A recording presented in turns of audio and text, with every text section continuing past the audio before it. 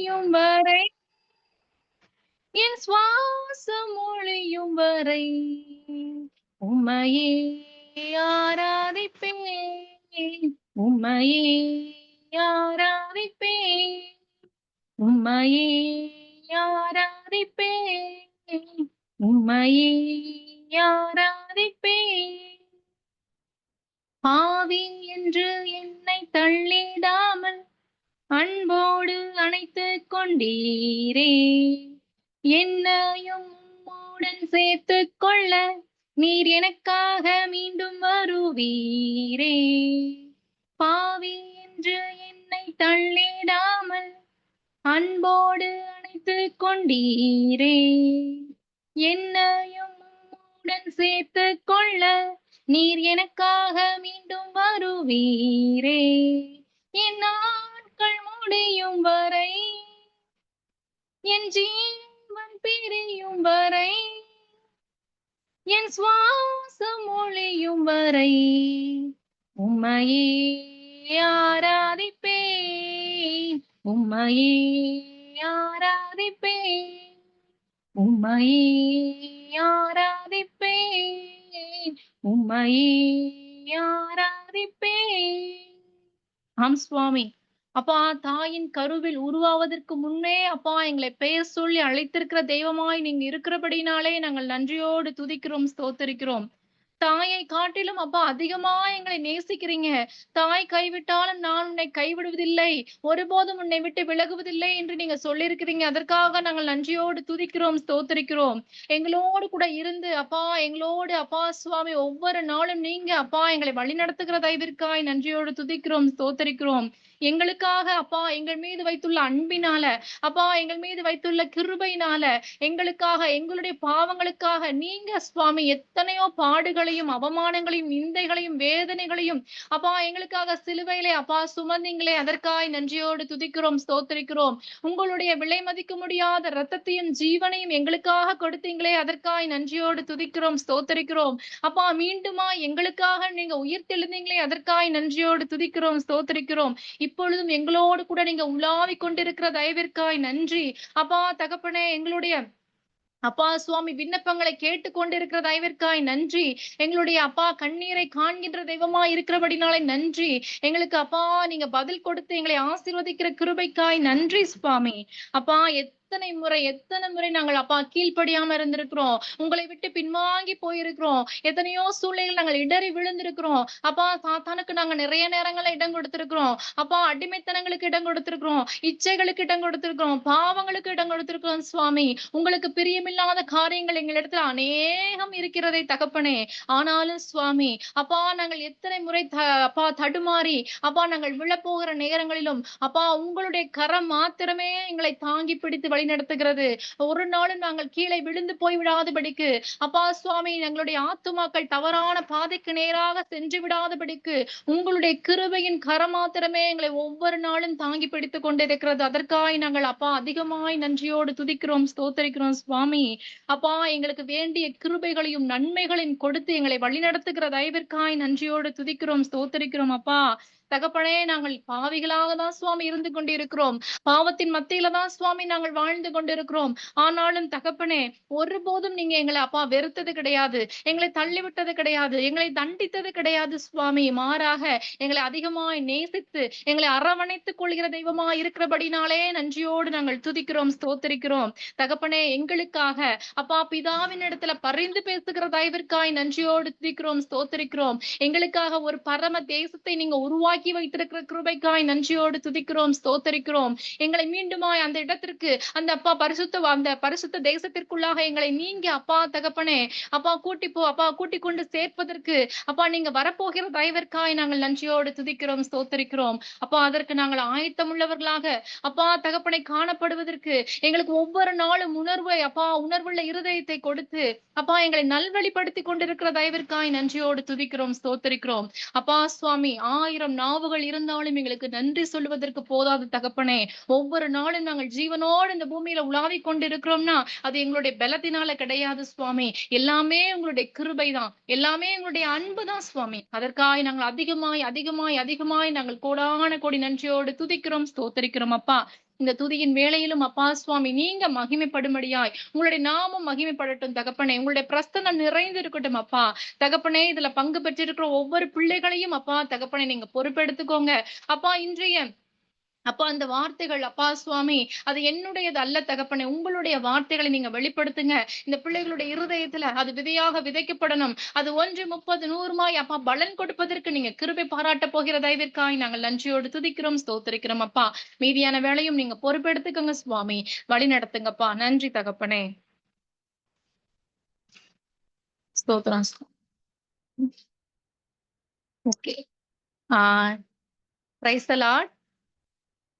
இப்போ இன்னைக்கு வந்து உங்களோட கூட ஆண்டவரோட வார்த்தைகள ஷேர் பண்றதுக்கு ஆண்டவர் எனக்கு குடுத்த ஒரு வார்த்தை என்ன அப்படின்னு பார்த்தீங்கன்னா, விசுவாசம் அப்படிங்கிற ஒரு தலைப்பு வந்து எனக்கு திடீர்னு எனக்கு ஒரு உணர்வு. அந்த மாரி விசுவாசத்த பத்தி நம்ம பேசினா நல்லா இருக்கும். ஏன்னா, இத நான் தியானிக்கும்போது எனக்கு நெறைய பிரயோஜனமா இருந்தது. அதனால உங்கள்ட்டயும் அத ஷேர் பண்ணா நிச்சயமா அது வந்து உங்களுக்கு ரொம்பவே பிரயோஜனமா இருக்கும் அப்படிங்கிறது என்னோட நம்பிக்கை. அது மாரி ஆண்டவர் நிச்சயமா இந்த வார்த்தைகள வந்து உங்களுக்கும் அது ரொம்ப பிரயோஜனம் உள்ளவைகளா மாற்றி தருவார் அப்படிங்கிறதுல எனக்கு சந்தேகமே கிடையாது.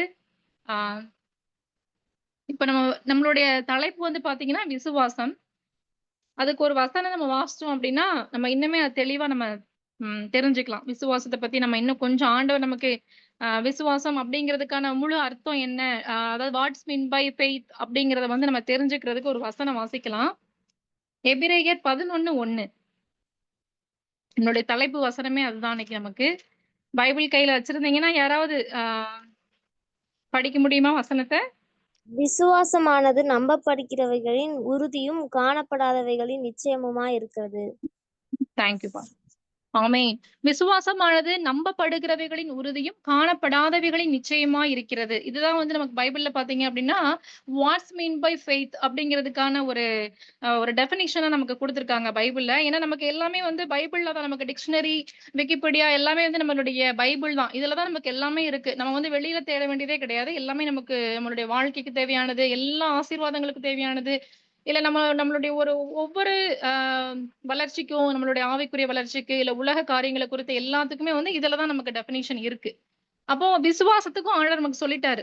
விசுவாசங்கிறது என்னன்னா, நம்பப்படுகிறவைகளின் உறுதியும் அப்படின்னு இருக்கு. நம்பப்படுகிறவைகளின் உறுதி அப்படின்னா, எ நம்பப்படுகிறவைகள் அப்படிங்கிறதுக்கான மீனிங் என்னன்னு பார்த்தீங்கன்னா, தேவனுடைய வார்த்தைகள். இப்போ நம்ம இந்த உலகத்துல வாழ்ந்துகிட்டு இருக்கோம் அப்படின்னா, இந்த உலகத்த வந்து படைச்சவர் வந்து நமக்கு ஆண்டவராகிய இயேசு கிறிஸ்து தான். எப்படி படைச்சாருன்னு நமக்கு தெரியும் இல்லையா? அவருடைய வார்த்தைகள் தான். ஒவ்வொரு வார்த்தைகளின் மூலமா அவர் ஒரே ஒரு வார்த்தை சொன்னாரு, எல்லாமே உருவாச்சு இல்லையா? அண்ட சராசரங்களையும் தன்னுடைய ஒரே வார்த்தையினாலே அவர் உருவாக்குனார். இது எல்லாமே நம்ம வந்து அறிஞ்சிருக்கிறோம். இந்த உலகத்த படைச்சிருக்காரு. உலகத்தில் உள்ள ஒவ்வொரு எல்லா அ ஒரு கடல் அது என்ன சொல்றது?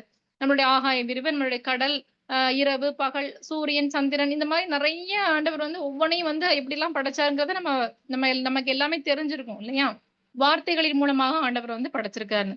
இப்ப அந்த தேவனுடைய வார்த்தைகளின் மீது நமக்கு இருக்கிற உறுதி, நமக்கு இருக்கிற பற்று, அதுதான் வந்து நம்பப்படுகிறவர்களின் உறுதி. ஆண்டவர் இதையெல்லாம் படைச்சிருக்கிறாரு. யாருக்காக அப்டின்னா, மனுஷங்களுக்காக. மனுஷங்க அதெல்லாம் ஆண்டுக்கொள்ளணும். மனுஷங்க வந்து அத பாதுகாக்கணும். அப்படிங்கிறதுக்காக ஆண்டவர் வந்து ஒவ்வொன்னையும் பார்த்து, பார்த்து நமக்காகவே எல்லாமே நல்லது, நல்லதுன்னு சொல்லி நமக்காக வந்து அவர் வந்து எல்லாத்தையும் படைச்சிருக்கிறார், சிருஷ்டித்திருக்கிறார். நமக்கு வந்து உருவாக்கி கொடுத்திருக்கிறார். இந்த காணப்படுகிற உலகத்தில் இருக்கக்கூடிய காரியங்கள் எல்லாவற்றிலுமே வந்து ஆண்டவருடைய வார்த்தைகள் இருக்கு. அந்த வார்த்தைகளின் மீது நமக்கு இருக்கிற உறுதியும், காணப்படாதவைகளின் நிச்சயமா இருக்கிறது அப்படின்னா, காணப்படாதவைகளின் மேல நமக்கு இருக்கிற நிச்சயம்னா, இப்ப நம்ம வாழ்ந்துகிட்டு இருக்க அந்த உலகம், உலகத்தின் காரியங்கள் இது எல்லாமே நம்ம வந்து பார்க்கிறோம்.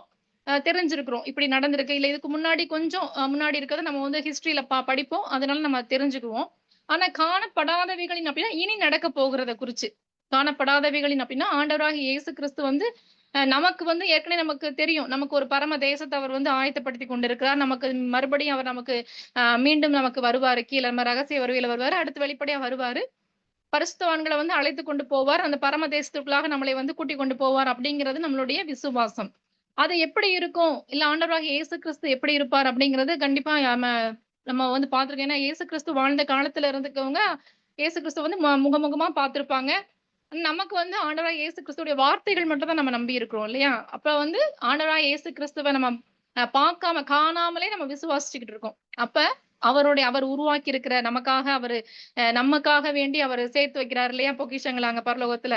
அப்ப நமக்காக அங்க என்னென்னலாம் அவர் ஆதாயப்படுத்திக் கொண்டிருக்கிறார், ஆயத்தப்படுத்திக் கொண்டிருக்கிறாரோ, அந்த விஷயங்கள் மேல நமக்கு இருக்கிற ஒரு என்ன சொல்றது? திட நம்பிக்கைன்னு சொல்லலாம். நம்ம வந்து நிச்சயம் அப்படிங்கிறது வந்து திட நம்பிக்கை. நம்ம நிச்சயமா ஆண்டவராகிய இயேசு கிறிஸ்து பார்க்க போறோம்.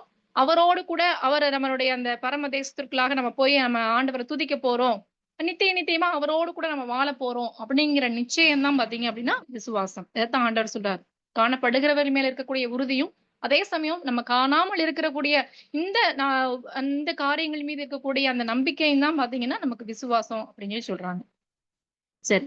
இப்போ பர்ப்பஸ் ஆஃப் ஃபெய்த். இப்ப நமக்கு வந்து நம்மளுடைய விசுவாசம் வந்து அ எப்படி அதாவது நம்மளுடைய விசுவாசம் சொல்றோம். இந்த விசுவாசத்துல வந்து நான் வந்து ஒரு 3 பிரிவா பிரிச்சிருக்கேன். நம்மளுடைய விசுவாசத்த குறிச்சு ஒரு 3 படிநிலைகள வந்து நானு ஒரு சின்ன ஒரு டெஃபினிஷன் மாரி பிரிச்சிருக்கேன். 3 படிநிலைகள் என்னன்னு பார்த்தோம் அப்படின்னா, 3 விதமான விசுவாசம். அதாவது 3 விதமான விசுவாசங்கிறத ஒரு படிநிலைகள். 3 விதமான படிநிலைகள் அப்படின்னு பார்க்கலாம். ஃபர்ஸ்ட் என்ன பாயிண்ட் அப்படி பார்த்தீங்கன்னா, தேவனிடத்தில் விசுவாசம் உள்ளவர்களா இருங்கள். விசுவாசம் எப்படி ஆரம்பிக்கணும் அப்படிங்கிறதுக்கான படிநிலைகள் அப்படின்னு நம்ம வச்சுக்கலாம். ஃபர்ஸ்ட் வந்து நம்மளுடைய விசுவாசம் தேவனிடத்தில் இருக்கணும். தேவனிடத்தில் விசுவாசம் உள்ளவர்களா இருங்கள். எங்க இருக்கு அப்படின்னு பார்த்தீங்க அப்படின்னா, மார்க்கு 11:22. ஒருவேளை யாருக்கா எடுத்தீங்கன்னா வாசிக்கலாம். மார்க்கு 11:22. இயேசு அவர்களை நோக்கி, தேவனிடத்தில் விசுவாசம் உள்ளவர்களாய் இருங்கள். ம். என்ன சொல்லுவாங்க அப்படின்னு பார்த்தீங்கன்னா, தேவனிடத்தில் விசுவாசம் உள்ளவர்களா இருங்கள் அப்படின்னு சொல்லி சொல்றாரு. அப்ப ஆண்டவராகிய இயேசு கிறிஸ்து முதல்ல என்ன சொல்றாங்கன்னா, உங்களுடைய விசுவாசம் தேவனிடத்தில் இருக்கணும் அப்படின்னு சொல்லி சொல்றாங்க. ஓகே. 2வது பாயிண்ட் பார்த்தீங்கன்னா, இருதயத்தில் சந்தேகப்படாமல் விசுவாசம் உள்ளவர்களா இருங்கள் அப்படின்னு சொல்லி சொல்றாங்க. இது எங்க இருக்கு பார்த்தீங்கன்னா, அடுத்த வசனம். 11:23. எவனாகிலும் எவனா இந்த மலையை பார்த்து, நீ பெயர்ந்து சமுத்திரத்திலே தள்ளுண்டு போ என்று சொல்லி, தான் சொன்னபடியே நடக்கும் என்று தன் இருதயத்தில் சந்தேகப்படாமல் விசுவாசித்தால், அவன் சொன்னபடியே ஆகும் என்று மெய்யாகவே உங்களுக்கு சொல்லுகிறேன். ஆமென். அப்ப இருதயத்துல வந்து ஆண்டவர் என்ன சொல்றாரு? அடுத்த பாயிண்ட் அடுத்த படிநிலை பார்த்தீங்கன்னா, இருதயத்துல சந்தேகப்படாமல் விசுவாசிக்கணும் அப்படின்றாங்க. அடுத்த பாயிண்ட் 24. ஆதலால் நீங்கள் ஜெபம் பண்ணும்போது எவைகளை கேட்டுக்கொள்வீர்களோ அவைகளை பெற்றுக்கொள்வோம் என்று விசுவாசியுங்கள். அப்பொழுது அவைகள் உங்களுக்கு உண்டாகும் என்று சொல்லுகிறேன். அப்ப என்னன்னா, நம்ம ஜெபத்துல கேட்கும்போது, உறுதியா நம்ம ஜெபத்தில் பெற்றுக்கொள்வோம், நமக்கு கிடைச்சிரும் அப்படிங்கிற ஒரு நிச்சயத்தோட நம்ம வந்து விசுவாசம் உள்ளவர்களா இருங்கள். அப்ப 3வது பாயிண்ட் வந்து பார்த்தீங்கன்னா, ஜெபத்தில் விசுவாசம் உள்ளவர்களா இருங்கள். இதுதான் அந்த 3 படிநிலைகள். நம்மளுடைய விசுவாசத்துல வந்து பார்த்தீங்கன்னா, எப்படி இருக்கணும் ஃபர்ஸ்ட் ஸ்டெப்னா, முதல்ல தேவனிடத்தில் விசுவாசம் உள்ளவர்களா இருக்கணும். 2வது இருதயத்தில் சந்தேகப்படாமல் விசுவாசம் உள்ளவர்களா இருக்கணும். 3வது வந்து ஜெபத்தில் விசுவாசம் உள்ளவர்களா இருக்கணும். இப்ப இந்த 3 படிநிலைகள பத்தி தான் நம்ம இன்னும் கொஞ்சம் டீப்பா வந்து பார்க்கலாம். இந்த 3 படிநிலைகள்லயும் நம்ம பைபிள்ல இருக்கக்கூடிய விசுவாசிகள் இருந்திருக்காங்களா? ஒவ்வொரு படிநிலைகள்லயும் எப்படியெல்லாம் இருந்திருக்காங்க? அதுக்கான எக்ஸாம்பிளோட நம்ம வந்து அத குறிச்சு இன்னும் கொஞ்சம் டீப்பா பார்க்கலாம். ஃபர்ஸ்ட் வந்து தேவனிடத்தில் விசுவாசம் அப்படின்னா என்ன? அப்படிங்கிறத பார்க்கலாம். தேவனிடத்தில் விசுவாசம் வைக்கிறதுனா என்ன அப்படின்னு பார்த்தீங்கன்னா, யோவான் 11, 25, 26 வசனம். யோவான் 11, 25, 26. இயேசு அவனை நோக்கி, நானே உயிர்த்தெழுதலும் ஜீவனுமாய் இருக்கிறேன். என்னை விசுவாசிக்கிறவன் மரித்தாலும் பிழைப்பான். உயிரோடிருந்து என்னை விசுவாசிக்கிறவன் எவனும் என்றென்றைக்கும் அறியாமலும் இருப்பான். இதை விசுவாசிக்கிறாயா என்றார். இப்ப இந்த இடத்துல வந்து அவங்க மார்த்தாள் நமக்கு அந்த சம்பவம் தெரியும். முன்னாடி வந்து அவங்க லாசரு வந்து மரிச்சு போயிருப்பாங்க. அதனால சகோதரிகள் வந்து கலங்கிக்கிட்டு இருக்கும்போது ஆண்டவர் வந்து சொல்லுகிற வார்த்தைகள் தான் இது. இதுல அந்த மெயின் அந்த வார்த்தைகள் என்ன சொல்லுவாங்க அப்படின்னா, நானே உயிர்த்தெழுதலும் ஜீவனுமா இருக்கிறேன். என்னை விசுவாசிக்கிறவன் மரித்தாலும் பிழைப்பான். அப்ப தேவனிடத்துல நம்ம விசுவாசம் வைக்கிறோம் அப்படின்னா, இப்ப வந்து மரித்தாலும் பிழைப்பான்னா, இப்ப அங்க லாசரு வந்து உயிரோட எழுந்திருப்பாரு. மரித்தாலும் பிழைப்பான் அப்படிங்கிறதுக்கான ஆவிக்குரிய அர்த்தம் நமக்கு தெரியணும்னு என்னன்னா, நமக்கு வந்து முடியிற வாழ்க்கை கிடையாது இல்லையா? அந்த உலகத்துல வந்து நம்ம மரிக்கிறது மட்டுமே நமக்கு வந்து முடிவு கிடையாது. நம்ம மரித்தாலும் திருப்பி ஆண்டவர் வரும்போது நம்ம உயிரோட எழுப்ப தான் போறாரு. அப்ப நம்ம வந்து நமக்கு மரணம்ங்கிறது நமக்கு வந்து முடிவு கிடையாது அப்படிங்கிறத சொல்றாரு. அந்த விசுவாசம் நமக்கு இருக்கணும். நம்ம வந்து மரிக்க போற ஆட்கள் கிடையாது. நம்ம வந்து வெறும் மண்ணுக்கு சொந்தமான ஆட்கள் கிடையாது. நம்ம மரித்து ஒருவேளை சரீரமானது இந்த பூமிக்கு சொந்தமானதா இருந்தாலும், நம்மளுடைய ஆத்துமா வந்து ஆண்டவருக்கு சொந்தமானதா தான் இருக்கும். நம்ம மரித்தாலும் மீண்டும் ஆண்டவர் வரும்போது அவருடைய அ அவருடைய வருகையின்போது நம்ம உயிர்த்தெழுதலா நம்மளுடைய உயிர்த்தெழுதல் வந்து காணப்படும் அப்படின்னு சொல்றாங்க. அப்போ நம்மளுடைய விசுவாசம் பார்த்தீங்க அப்படின்னா, விசுவாசத்தின் நிச்சயம் எப்படி இருக்கும்னா, நம்ம வந்து ஒரு என்ன சொல்றது? நம்ம ஆண்டவருக்குள்ளாக வந்து நம்ம வந்து மீண்டுமாய் நம்ம வந்து உயிர்த்தெழ தான் போறோம். நம்ம வந்து மரணம் அப்படிங்கிறது நமக்கு முடிவு கிடையாது அப்படின்னு சொல்லி சொல்றாங்க. ஆண்டவருடைய இதுல வச்சிருக்க விசுவாசம் வந்து நமக்கு வந்து நம்மளுடைய உயிர்த்தெழுதல குறித்த நிச்சயத்த வந்து நமக்கு வெளிப்படுத்தக்கூடியதா இருக்கும். 2வது பார்த்தீங்க அப்படின்னா, யோவான் 1:12வது வசனம். யோவான் 1:12. அவருடைய நாமத்தின் மேல் விசுவாசமுள்ளவர்களாய் அவரை ஏற்றுக்கொண்டவர்கள் எத்தனை பேர்களோ அத்தனை பேர்களும் தேவனுடைய பிள்ளைகளாகும்படி அவர்களுக்கு அதிகாரம் கொடுத்தார். என்ன அதிகாரம் குடுத்திருக்காங்களாம்? தேவனிடத்தில் தேவனுடைய அவர் மேல நம்ம நாமத்தின் விசுவாசமா மேல் இருக்கும் பிள்ளைகள் அத்தனை ஆகும்படி. பேர்களும் பிள்ளைகள் ஆகும்படி அவர்களுக்கு அதிகாரம் கொடுத்தார். அப்ப பாருங்க, நமக்கு வந்து நம்ம விசுவாசிக்கும்போது ஆண்டவர் நமக்கு வந்து நம்ம முழு விசுவாசத்தோட அவருடைய நாமத்து மேல எனக்கு ஆண்டவரா இயேசு கிறிஸ்து தான். அவர்தான் இந்த பூமிக்கு வந்திருக்காரு. அவர்தான் நமக்காக மரித்தாரு. அவர்தான் நம்முடைய பாவங்கள் எல்லாம் கழுவினாரு. அவர்தான் மீண்டும் நமக்கு வரப்போறாரு. நம்மள கூட்டிட்டு போறாரு அப்படிங்கிற ஒரு விசுவாசம் நம்மகிட்ட இருக்கு. நம்ம அந்த விசுவாசத்தோட இருக்கும்போது நமக்கு நம்ம வந்து அப்ப என்ன சொன்னா, அவர் நமக்கு தகப்பன், நம்ம அவருடைய பிள்ளைகள் அப்படின்னு சொல்லி நம்ம சொந்தம் கொண்டாடுற அளவுக்கு நமக்கு வந்து ஒரு அதிகாரத்த அவர் வந்து குடுத்திருக்காரு. ஏன்னா நமக்கு அவர் தானே குடுத்திருக்காரு. புத்திர சுவிகாரத்தின் ஒரு அதிகாரத்த வந்து நமக்கு குடுத்திருக்காரு. நமக்கு அவர் பிள்ளைகள் அப்படிங்கிற ஒரு உரிமைய வந்து நமக்கு வந்து குடுத்திருக்காரு. அப்போ நம்ம வந்து அவரிடத்துல நம்ம தேவனிடத்துல விசுவாசமா இருக்கும்போது, முதல்ல ஒரு நிச்சயத்த குடுக்குறாரு. நம்ம வந்து மரணிக்க போறது கிடையாது. உயிர்த்தெழ போறோங்கிற நிச்சயத்த முதலாவது குடுத்திருக்கிறாரு. நம்ம ஃபர்ஸ்ட் பார்த்தோம். நிச்சயத்த குடுத்திருக்கிறாரு. உயிர்த்தெழுதலின் நிச்சயத்த குடுத்திருக்கிறாரு. 2வது என்ன குடுத்திருக்காருன்னா, பிள்ளைகளாகும் அதிகாரம். நம்ம வந்து ஆண்டவராகிய இயேசு கிறிஸ்து தான் உண்மையுள்ள தெய்வம் அப்படின்னு சொல்லி அவர நம்ம விசுவாசிக்கும்போது, நம்மள அவர் பிள்ளைகள்ன்னு சொல்றாரு. நமக்கு வந்து அவர் வந்து தகப்பன் அப்படிங்கிறதுனால, ஒரு உரிமையா அப்பா, பிதாவே அப்படின்னு சொல்லி நம்ம உரிமையா கூப்பிடக்கூடிய அந்த பிள்ளைகளாகும் அதிகாரத்த வந்து குடுத்திருக்கிறார். 3வது பாருங்க. அப்போஸ்தலர் 16, 30, 31. அப்போஸ்தலர் 16, 30, 31. அவர்களை வெளியே அழைத்து வந்து ஆண்டவமாரே ரட்சிக்கப்படுவதற்கு நான் என்ன செய்ய வேண்டும் என்றான். அதற்கு அவர்கள், கர்த்தராகிய இயேசு கிறிஸ்துவை விசுவாசி, அப்பொழுது நீயும் உன் வீட்டாரும் ரட்சிக்கப்படுவீர்கள் என்று சொல்லி அவனுக்கும் உன் வீட்டில் இருந்த யாவருக்கும் ஓகே, ஓகே. தேங்க் யூப்பா. இது என்னன்னு பார்த்தீங்கன்னா, இது ஆக்சுவலா பவுலும், சீலாவும் வந்து சிறைச்சாலையில இருக்கும்போது, அவங்களுடைய அந்த துதியின் சத்தத்த கேட்டு சிறைச்சாலை கதவுகள் வந்து திறக்கப்படுறது. சரியா? இந்த சம்பவம் வந்து வேற ஒரு எக்ஸாம்பிள்க்காக சொல்லியிருப்பாங்க. ஆனா இந்த வசனத்த மட்டும் நீங்க பார்த்தீங்க அப்டின்னா, "ரட்சிக்கப்படுவதற்கு நான் என்ன செய்ய வேண்டும்?" அப்படின்னு அந்த சிறைச்சாலையில இருக்கக்கூடிய அந்த சிறைச்சாலை காவல் காப்பாங்கல்ல, அவங்க கேட்கிறப்ப, அவங்க என்ன சொல்லுவாங்க பவுலும், சீலாவும் பார்த்தீங்கன்னா, "கர்த்தராகிய இயேசு கிறிஸ்துவை விசுவாசி. அப்பொழுது நீயும் உன் வீட்டாரும் ரட்சிக்கப்படுவீர்கள்." அப்ப என்ன அர்த்தம்? இத நம்ம தெரிஞ்சுக்க வேண்டிய பாயிண்ட் பார்த்தீங்கன்னா, பர்ட்டிகுலரா இதுதான். இயேசு கிறிஸ்துவை விசுவாசி, அப்பொழுது நீயும் உன் வீட்டாரும் ரட்சிக்கப்படுவீர்கள். நம்ம வந்து ஆண்டவரிடத்துல விசுவாசம் வைக்கும் பொழுது, நமக்கும் நம்மளுடைய குடும்பத்திற்கும் வந்து ரட்சிப்பு கிடைக்கும். நம்ம ரட்சிக்கப்படுறோம் அப்படின்னா, ரட்சிப்பு அப்படிங்கிறதுக்கு முன்னாடி நம்ம ஆண்டவரிடத்துல எந்த அளவுக்கு விசுவாசம் வைக்கிறோம், ஆண்டவர எந்த அளவுக்கு நம்ம பற்றி இருக்கிறோம், எந்த அளவுக்கு நம்புறோம், அந்த நம்பிக்கையின் பிரதிபலனா தான் பார்த்தீங்க அப்படின்னா, நமக்கு வந்து ரட்சிப்பு கிடைக்கும். ரட்சிப்புனா என்ன? ரட்சிப்புங்கிறதுக்கான இன்னொரு அ அர்த்தம் சொல்லணும் அப்படின்னா, ரட்சிப்புங்கிறதுக்கு வந்து ஈக்குவல் மீனிங் வந்து மீட்பு. மீட்புன்னு அர்த்தம். இப்போ ஒரு எக்ஸாம்பிள்க்கு வந்து, ஒரு இடத்துல வந்து ஒரு தீ பிடிக்கிற இடமா தீ பிடிச்சிருச்சு திடீர்னு சடனா வந்து ஒரு எதிர்பாராத விதமா தீ பிடிச்சிருச்சு அப்டின்னா, அங்க மீட்பு பணிக்குழுவினர் வருவாங்கன்னு சொல்லுவாங்க. மீட்கிறதுக்கு. மீட்புனா என்ன அப்டின்னா, அவங்கள காப்பாத்துறதுக்கு. அந்த தீயிலிருந்து அந்த யாருக்கும் எந்த சேதமும் ஆயிறக்கூடாது. அவங்கள அந்த இடத்துலருந்து காப்பாத்தணுன்றதுக்காக வேண்டி மீட்பு பணியினர் வந்து அவங்கள வந்து பாதுகாப்பாங்க. சேஃப்டியா அவங்கள கொண்டு போய் வெளியேத்துவாங்க இல்லையா? அப்போ இங்க வந்து பாத்தீங்க ரட்சிப்பு அதாவது மீட்பு.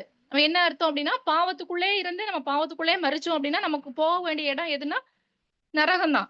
அப்போ ஆண்டவராகிய இயேசு கிறிஸ்து இங்க என்ன பண்றாரு அப்டின்னா, பாவத்திலே இருந்து பாவத்திலே மனுஷன் மரிச்சா அவனுக்கு கண்டிப்பா நரகம் தான். அப்போ அவர் என்ன செய்றாரு, அங்க அவரோட மீட்பு பணி என்ன அப்டின்னா, ரட்சிக்கிறார். நம்மள வந்து அதுலருந்து மீட்டு எடுக்குறாரு. பாவத்திலிருந்து மீட்டு எடுத்து, அவர் வந்து நம்மள சேஃபான இடத்துக்கு நம்மள கூட்டிட்டு போணும் அப்படிங்கிறதுக்காக வேண்டி தான் என்ன செய்றாருன்னா, நமக்கு வந்து ரட்சிப்பு அப்படிங்கிற ஒரு கேடகத்த வந்து நமக்கு வந்து உண்டு பண்றாரு. அப்ப இந்த ரட்சிப்பு வரணும் அப்படின்னா, நமக்கு என்ன வேணும்? பேஸ் என்ன? அடிப்படை என்ன அப்படின்னா, விசுவாசம். நம்ம ஆண்டவர் மேல வச்சிருக்கிற விசுவாசம். அதான் இந்த இந்த வசனத்துல அததான் சொல்லியிருப்பாங்க. நம்ம ஆண்டவராகிய இயேசு கிறிஸ்துவ விசுவாசிச்சோம்னா, நம்மளும் ரட்சிக்கப்படுவோம். நம்ம மூலமா நம்மளுடைய குடும்பம் ரட்சிக்கப்படும். நம்ம குடும்பம் ரட்சிக்கப்படுறப்ப நம்மளுடைய பக்கத்துல இருக்கவங்க நம்மளுடைய அண்டை அயலகத்தார் எல்லாருமே நம்மளுடைய சொந்த பந்தங்கள் இப்படி கொஞ்சம் கொஞ்சமா என்ன செய்வாங்க அப்படின்னா ரட்சிக்கப்பட்டுட்டே வருவாங்க. இதுதான். அப்போ 3 அப்ப இப்ப நம்ம சரி இப்போ நம்ம பார்த்த மாதிரி இப்போ ரட்சிக்கப்படுறாங்க. ரட்சிப்பு அப்படிங்கிறது வர்றப்ப வந்து நம்மளுடைய விசுவாசம் எந்த அளவுக்கு நம்ம உறுதியா இருக்கிறோம் அப்படிங்கிறது தெரிய வரும். இப்ப நம்ம எக்ஸாம்பிள்க்கு பார்த்தோம் அப்படின்னா, பைபிள்ல நெறைய வசனங்கள் சொல்லியிருப்பாங்க. ஆண்டவர் என்ன சொல்லியிருப்பாங்க அப்படின்னா, ஆ நெறைய பாவியான ஒரு ஸ்திரியா இருக்கலாம். இல்ல நெறைய பெரும்பாடுள்ள ஸ்திரீ நம்ம நெறைய பார்த்துருப்போம் எக்ஸாம்பிளுக்கு. இப்ப வாசித்தோம்னா நம்ம கிளியர் ஆகும். லூக்கா 7 50வது வசனம். லூக்கா 7:50.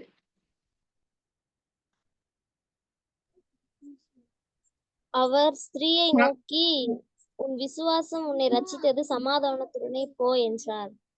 ஆமா. இங்க யார் சொல்லியிருப்பாங்க அப்டின்னா, நமக்கு எல்லாருக்குமே நல்லா தெரியும். இதுல இருக்கக்கூடிய கதைகள் எல்லாமே நம்ம கேட்டுருப்போம். அதாவது ஒரு பாவியான ஒரு பெண் என்ன செய்வாங்க அப்டின்னா, இயேசு கிறிஸ்து ஆ பந்தி இருக்கும்போது என்ன செய்வாங்கன்னா, உள்ள வந்து தன்னுடைய கண்ணீர்னால அவருடைய பாதங்கள கழுவி, தன்னுடைய தலைமயிரினால அத துடைத்து, பரிமள தைலத்த கொண்டு வந்து அவருடைய சிரசின் மேல ஊற்றுனாங்க அப்டின்னு சொல்லி பார்ப்போம். இல்லையா? அந்த சம்பவங்கள் எல்லாமே நமக்கு நல்லாவே தெரிஞ்சிருக்கும். இப்போ அதுல என்ன சொல்லுவாரு அப்படின்னு பார்த்தீங்கன்னா, சுத்தி இருக்கவங்கலாம் சொல்லுவாங்க, இந்த பெண் வந்து ஒரு பாவியான ஸ்திரீ. இப்படி நீங்க வந்து உங்கள தொடுறாங்க, நீங்க பார்த்துட்டு இருக்கீங்களே அப்படின்ற மாரிலாம் முறுமுறுப்பாங்க. பக்கத்துல இருக்க ஆட்கள்லாம் என்ன செய்வாங்கன்னா, முறுமுறுத்துக்கிட்டு இருப்பாங்க. இப்படி இவ பாவியாச்சே. அப்ப அந்த கூட இருக்கவங்களுக்கே தெரியும்னா, அப்ப ஆண்டவராகிய இயேசு கிறிஸ்து கண்டிப்பா தெரியும் இல்லையா? அவங்க ஒரு பாவியான ஸ்திரீன்னு தெரியும். ஆனா ஆண்டவர் என்ன சொல்லுவாரு அப்படின்னு பார்த்தீங்கன்னா, அவ அந்த அந்த அந்த பாவியான ஸ்திரீன்னு சொல்றாளே, அந்த பெண் வரும்போது பார்த்தீங்கன்னா, ஒரு விசுவாசம். அவ சுற்றி இருக்க ஆட்கள் எல்லாம் பார்க்கல. ஏன்னா அவங்களால அவர்களுடைய பாவம் போறது கிடையாது. அவளுடைய விசுவாசம் என்னுடைய பாவங்கள நிவர்த்தி செய்கிறதுக்கு ஒரே ஒருத்தர் தான். அவர் வந்து ஆண்டவராகிய இயேசு கிறிஸ்து. நான் அவர மட்டும் தான் பார்க்கிறேன். அவர தான் நம்புறேன். அவரிடத்துல என் கண்ணீர செலுத்துறேன். அவரிடத்துல என் பாவங்கள நான் வெளிப்படுத்துறேன். என்னுடைய அறிக்கை செய்றேன். ஏன்னா, அவர் என்னைய பாவத்திலிருந்து மீட்டெடுக்க முடியுங்கிற அந்த விசுவாசம் அந்த பெண்ணுக்குள்ளாக இருந்ததுனால தான் மற்றவங்களெல்லாம் குறிச்சு கவலைப்படாம ஆண்டவராகிய இயேசு கிறிஸ்து போய் தன்னுடைய காரியங்கள, தன்னுடைய அன்பை வந்து அவ வெளிப்படுத்திக்கிட்டு இருக்கா. அப்ப இயேசு கிறிஸ்து இதத்தான் பார்க்கிறாரு. அவர் பாவி அப்படிங்கிறத பார்க்கல. அவக்குள்ள இருந்த விசுவாசத்த பார்க்கிறாரு. இல்லையா? அதனால தான் அந்த வசனத்துல என்ன சொல்லியிருப்பாரு அப்படின்னா, "உன் விசுவாசம் உன்னை ரட்சித்தது. சமாதானத்தோடே போ." அப்ப எது நம்மள ரட்சிக்கும்? நம்மள ரட்சிக்கக்கூடியது எது? விசுவாசம். விசுவாசம். நம்மள ரட்சிக்கக்கூடியது விசுவாசம் தான். அப்ப நமக்கு ரட்சிப்பு வேணும் அப்டின்னா, கண்டிப்பா நம்ம இயேசு கிறிஸ்து நம்மள வந்து நம்ம நம்ம நம்ம ஆண்டவராகிய இயேசு கிறிஸ்துவ நம்ம அறிஞ்சிருக்கிறோம். இல்ல அவர வந்து நம்ம நம்மள நம்புறோம், ஆண்டவர நம்புறோம் அப்டின்னா, நமக்கு கண்டிப்பா அடுத்து அவர் குடுக்குறது ரட்சிப்பு தான். ஏன்னா, அவர் பாவத்திலிருந்து முதல்ல நமக்கு குடுக்குற விஷயம் வந்து பாவத்திலிருந்து நமக்கு விடுதலைய தான் குடுப்பார். நம்மள மீட்க தான் செய்வார். அப்ப அந்த ரட்சிப்பு நமக்குள்ள வரணும். நம்ம பாவத்திலிருந்து உண்மையாவே நம்ம பரிசுத்தமா மாறணும். உண்மையாவே நம்ம ஒரு சுத்திகரிக்கப்படணும் அப்படின்னு நினைச்சோம்னா, நமக்குள்ளாக வரவேண்டிய விஷயம் கண்டிப்பா விசுவாசம் இல்லாம ரட்சிக்கப்படவே முடியாது. இது வந்து நம்ம நம்ம நம்புறோம், ஆண்டவர விசுவாசிக்கிறோம்ன்னு பேரளவுல சொல்லிட்டு நிச்சயமா நம்மளால வந்து ரட்சிப்ப பெற்றுக்கொள்ளவே முடியாது. ஏன்னா வசனம் சொல்லிப்பாங்க இல்லையா? நம்ம வந்து நமக்கு கிரியை இல்லாத விசுவாசம் என்ன எப்படி இருக்குமா? கிரியை இல்லாத விசுவாசம் எப்படி இருக்கும்? படிச்சிருக்கீங்களா? கிரியை இல்லாத விசுவாசம் செத்ததா செத்த இருக்கும்ன்னு சொல்லுவாங்க. ஆமா. ஏன்னா, அ நம்ம வந்து விசுவாசிக்கிறோம். நெறைய பேர் பார்த்தீங்கன்னா, அப்படித்தான் சொல்லுவாங்க. நம்ம ஆண்டவர் மேல நாங்க விசுவாசம் வச்சிருக்கிறோம். ஆண்டவர் நாங்க நம்புறோம், செய்றோம் அப்படின்னு சொல்லிட்டு. ஆனா இது எப்படி தெரியும்? விசுவாசிக்கிறோம் அப்படிங்கிறது எப்படி தெரியும் அப்படின்னா, நம்ம என்ன செயல்கள் செய்றோங்கிறத பொறுத்து தான் தெரியும். அதுவரைக்கும் நம்மகிட்ட ஒரு விதமான குணங்கள் இருக்கலாம். ஆனா ஆண்டவராகிய இயேசு கிறிஸ்துவ நம்ம விசுவாசிக்க ஆரம்பிச்சுட்டோம், நம்ம நம்ப ஆரம்பிச்சுட்டோம், உறுதியா பற்றிக்கொள்ள ஆரம்பிச்சுட்டோம் அப்படின்னா, நமக்கு கண்டிப்பா மாற்றங்கள் நடக்கும். நம்மளுடைய வாயின் வார்த்தைகள், நம்மளுடைய பார்வை, நம்மளுடைய சிந்தனைகள், நம்மளுடைய செயல்கள், நினைவுகள், எண்ணங்கள் எல்லாத்துலயுமே வந்து பார்த்தீங்க அப்டின்னா மாற்றங்கள் இருக்கும். அதுவரைக்கும் நம்மகிட்ட இருக்கிற பார்வைகள், அதுவரைக்கும் இருக்கக்கூடிய எண்ணங்கள், நினைவுகள் எல்லாமே வித்தியாசமா இருக்கும். அதாவது என்ன சொல்றது? நம்ம உலக பிரகாரமான சில நெறைய பாவங்கள் நமக்குள்ள இருந்திருக்கலாம். நெறைய இச்சைகள் இருக்கலாம். நெறைய என்ன சொல்றது? துர்க்குணங்கள் இருக்கலாம். கோபங்கள் இந்த மாரி நெறைய விஷயங்கள் நம்மகிட்ட இருக்கும். ஆனா, நம்ம ஆண்டவரை பிடிச்சுக் கொள்ளும்போது பார்த்தீங்கன்னா, அவருடைய சாயல் நம்மகிட்ட வரும்போது, நம்மளும் அவர மாரியே மாற ஆரம்பிச்சுருவோம். கொஞ்சம் கொஞ்சமா வந்து என்ன செய்வோம் அப்டின்னா, சுத்திகரிக்க ஆரம்பிச்சுருவாரு. உள்ள வந்து நம்ம கிட்ட இருக்க பாவங்கள் எல்லாம் சுத்திகரிக்க ஆரம்பிச்சுருவாரு. நம்ம வந்து என்ன செய்வோம்னா, முழுவதுமா பாவத்திலிருந்து ரட்சிக்கப்பட ரட்சிக்கப்படுவோம். அப்ப கண்டிப்பா நமக்கு அது வந்து வெளிப்பட தான் ஆரம்பிக்கும். நம்மளுடைய நல்ல சுபாவங்கள் எல்லாமே பார்த்தீங்க அப்டின்னா, வெளிப்பட ஆரம்பிக்கும். அதுவரைக்கும் கோவம் நம்மகிட்ட அதிகமா இருக்கும். வீட்ல யாராவது பேரண்ட்ஸ் ஏதாவது ஒரு வார்த்தை நம்மகிட்ட சாதாரணமா சொல்ட்டாங்க, இல்ல ஒரு விஷயத்துக்காக நம்மள கண்டிக்கிறாங்க அப்டின்னா, உடனே நம்மகிட்ட கோவமான வார்த்தைகள் வெளிப்படும். ஆனா, நம்ம ஆண்டவருக்குள்ளாக வரும்போது, அவர நம்பி நம்ம வந்து என்ன ஆண்டவர் பிடிச்சுக்கிட்டே நம்ம நடக்கும்போது பார்த்தீங்கன்னா, அந்த கோபம் மாறும். நமக்கே தெரியும். சாஃப்ட்டா பேச ஆரம்பிச்சுருவோம். கொஞ்சம் பொறுமை வர ஆரம்பிக்கும். கொஞ்சம் அன்பா பேச ஆரம்பிப்போம். நம்மகிட்ட இருக்கக்கூடிய சில பாவங்கள் நமக்கு தெரியும். நம்மகிட்ட என்னென்ன பாவங்கள் இருக்கு அப்படிங்கிறது நமக்கு தெரியும். அப்ப நம்மளுடைய பாவங்கள்லாம் கொஞ்சம் கொஞ்சமா ஆண்டவர் உணர்த்த ஆரம்பிச்சுருவாரு. இருதயத்துல பேச ஆரம்பிச்சுருவாரு. உணர்வுள்ள இருதயத்த குடுக்க ஆரம்பிச்சுருவாரு இல்லையா? அதுவரைக்கும் நமக்கு பாவங்கிறது தெரியாம இருக்கும். அதாவது அந்த கடினமான இருதயத்தோட இருப்போம். பாவம் இது எல்லாரும் செய்றது தானே, இது எல்லாரும் சொல்றது தானே, எல்லாரும் இப்படித்தானே இருக்காங்க, மற்ற பிள்ளைங்கலாம் இப்படித்தானே இருக்காங்க, என்னோட ஃப்ரெண்ட்ஸ் எல்லாம் இப்படித்தானே இருக்காங்க, அப்படிங்கிற எண்ணத்தோட நம்ம போயிருவோம். இப்படித்தான் உலக வாழ்க்கைன்னா இப்படித்தான் இருக்கும் அப்படிங்கிறது. ஆனா, நம்ம ஆண்டவருக்குள்ளாக அவர விசுவாசிக்க ஆரம்பிச்சுட்டோம். ஆண்டவர் பிள்ளையா நம்ம மாற ஆண்டவர் பிள்ளையா அப்படிங்கிறது கிறிஸ்தவங்களா இருந்தாலுமே, பாரம்பரியமா எவ்வளவோ தலைமுறைகள் கிறிஸ்தவங்களா இருந்தாலுமே, உண்மையா ஆண்டவர் இருதயத்துல ஏற்றுக்கிட்டதுக்கு அப்புறம் தான் பார்த்தீங்கன்னா, மாற்றம் வரும். நம்ம பாரம்பரியமா கிறிஸ்தவங்களா இருந்தா மட்டும் அந்த மாற்றம் வந்துராது. இருதயத்துக்குள்ள அவர் இருந்தா மட்டும் தான் மாற்றங்கள் வந்து கொஞ்சம் கொஞ்சமா நடக்க ஆரம்பிக்கும். இல்லன்னா நமக்கு பாவம் அப்படிங்கிறத நம்ம பெருசா நினைக்கவே மாட்டோம். எல்லாம் செய்றது தானே அப்படின்னு நினைச்சுருவோம். அப்போ நமக்கு வந்து அந்த கிரியை தான் கண்டிப்பா வந்து இந்த காமிக்கும். நம்மளுடைய விசுவாசம் நம்ம எந்த அளவுக்கு ஆண்டவர்ட்ட நம்ம விசுவாசமா இருக்கோம் அப்படிங்கிறத வந்து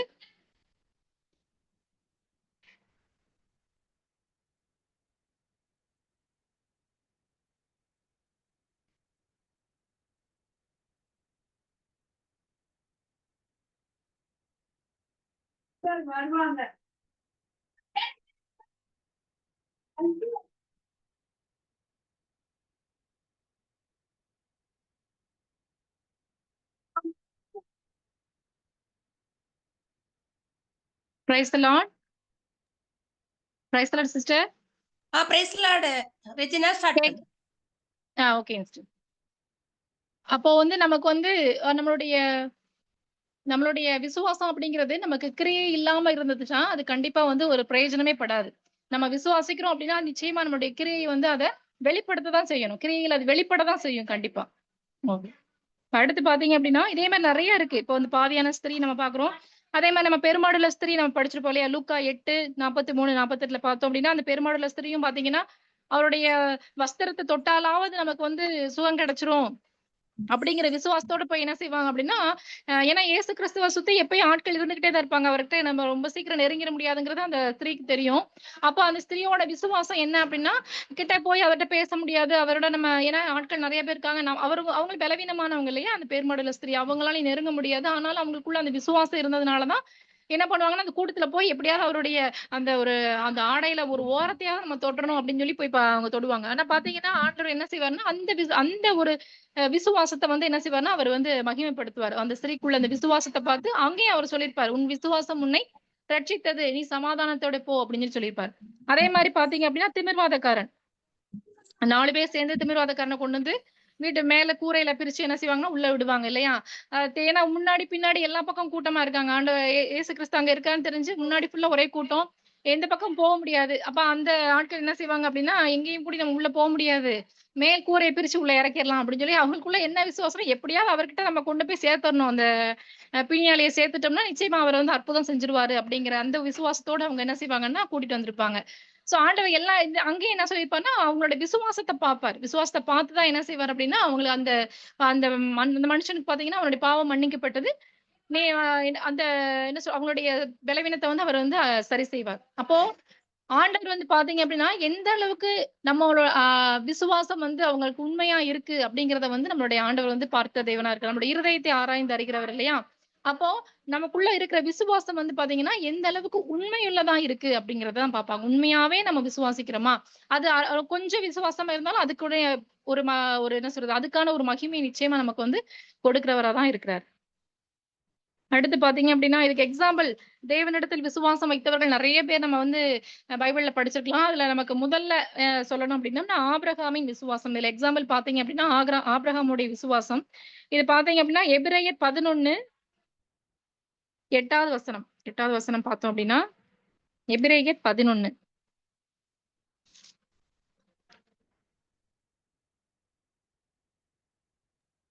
எபிரெயர் 11 சாரி. எபிரெயர் 11 8வது வசனம் விசுவாசத்தினாலே ஆபிரகாம் சொல்லுங்கப்பா.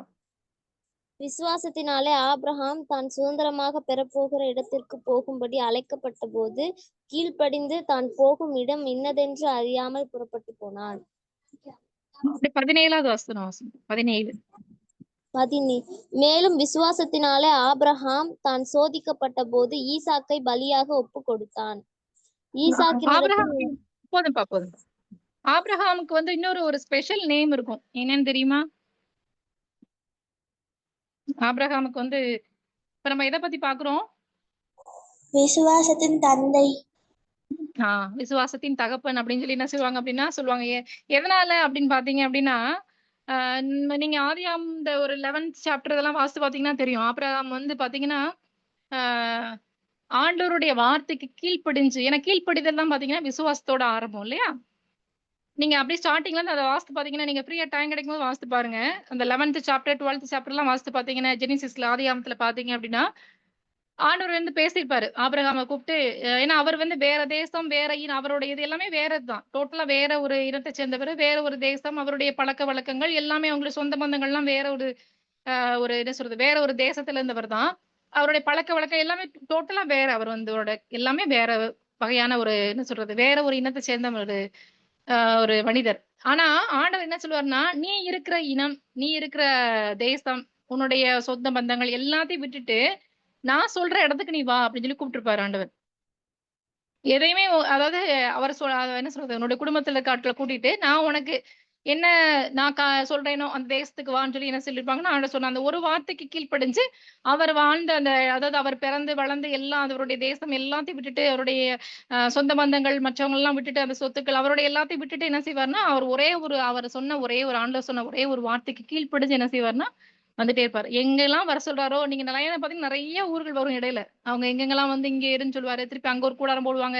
இப்படி எங்கெங்கெல்லாம் வர சொல்றாரோ, அங்கெல்லாம் கீழ்ப்படிஞ்சு என்ன செய்வாருன்னா, ஒவ்வொரு இடத்துக்கு போயிட்டே இருப்பாங்க. அங்க என்ன கார் நமக்கு அப்படி என்னது ம் டிராவல் பண்றதுக்கான அந்த ஃபெசிலிட்டிலாம் கிடையாது இல்லையா? நடந்து தான் பிரயாணமா தான் போவாங்க.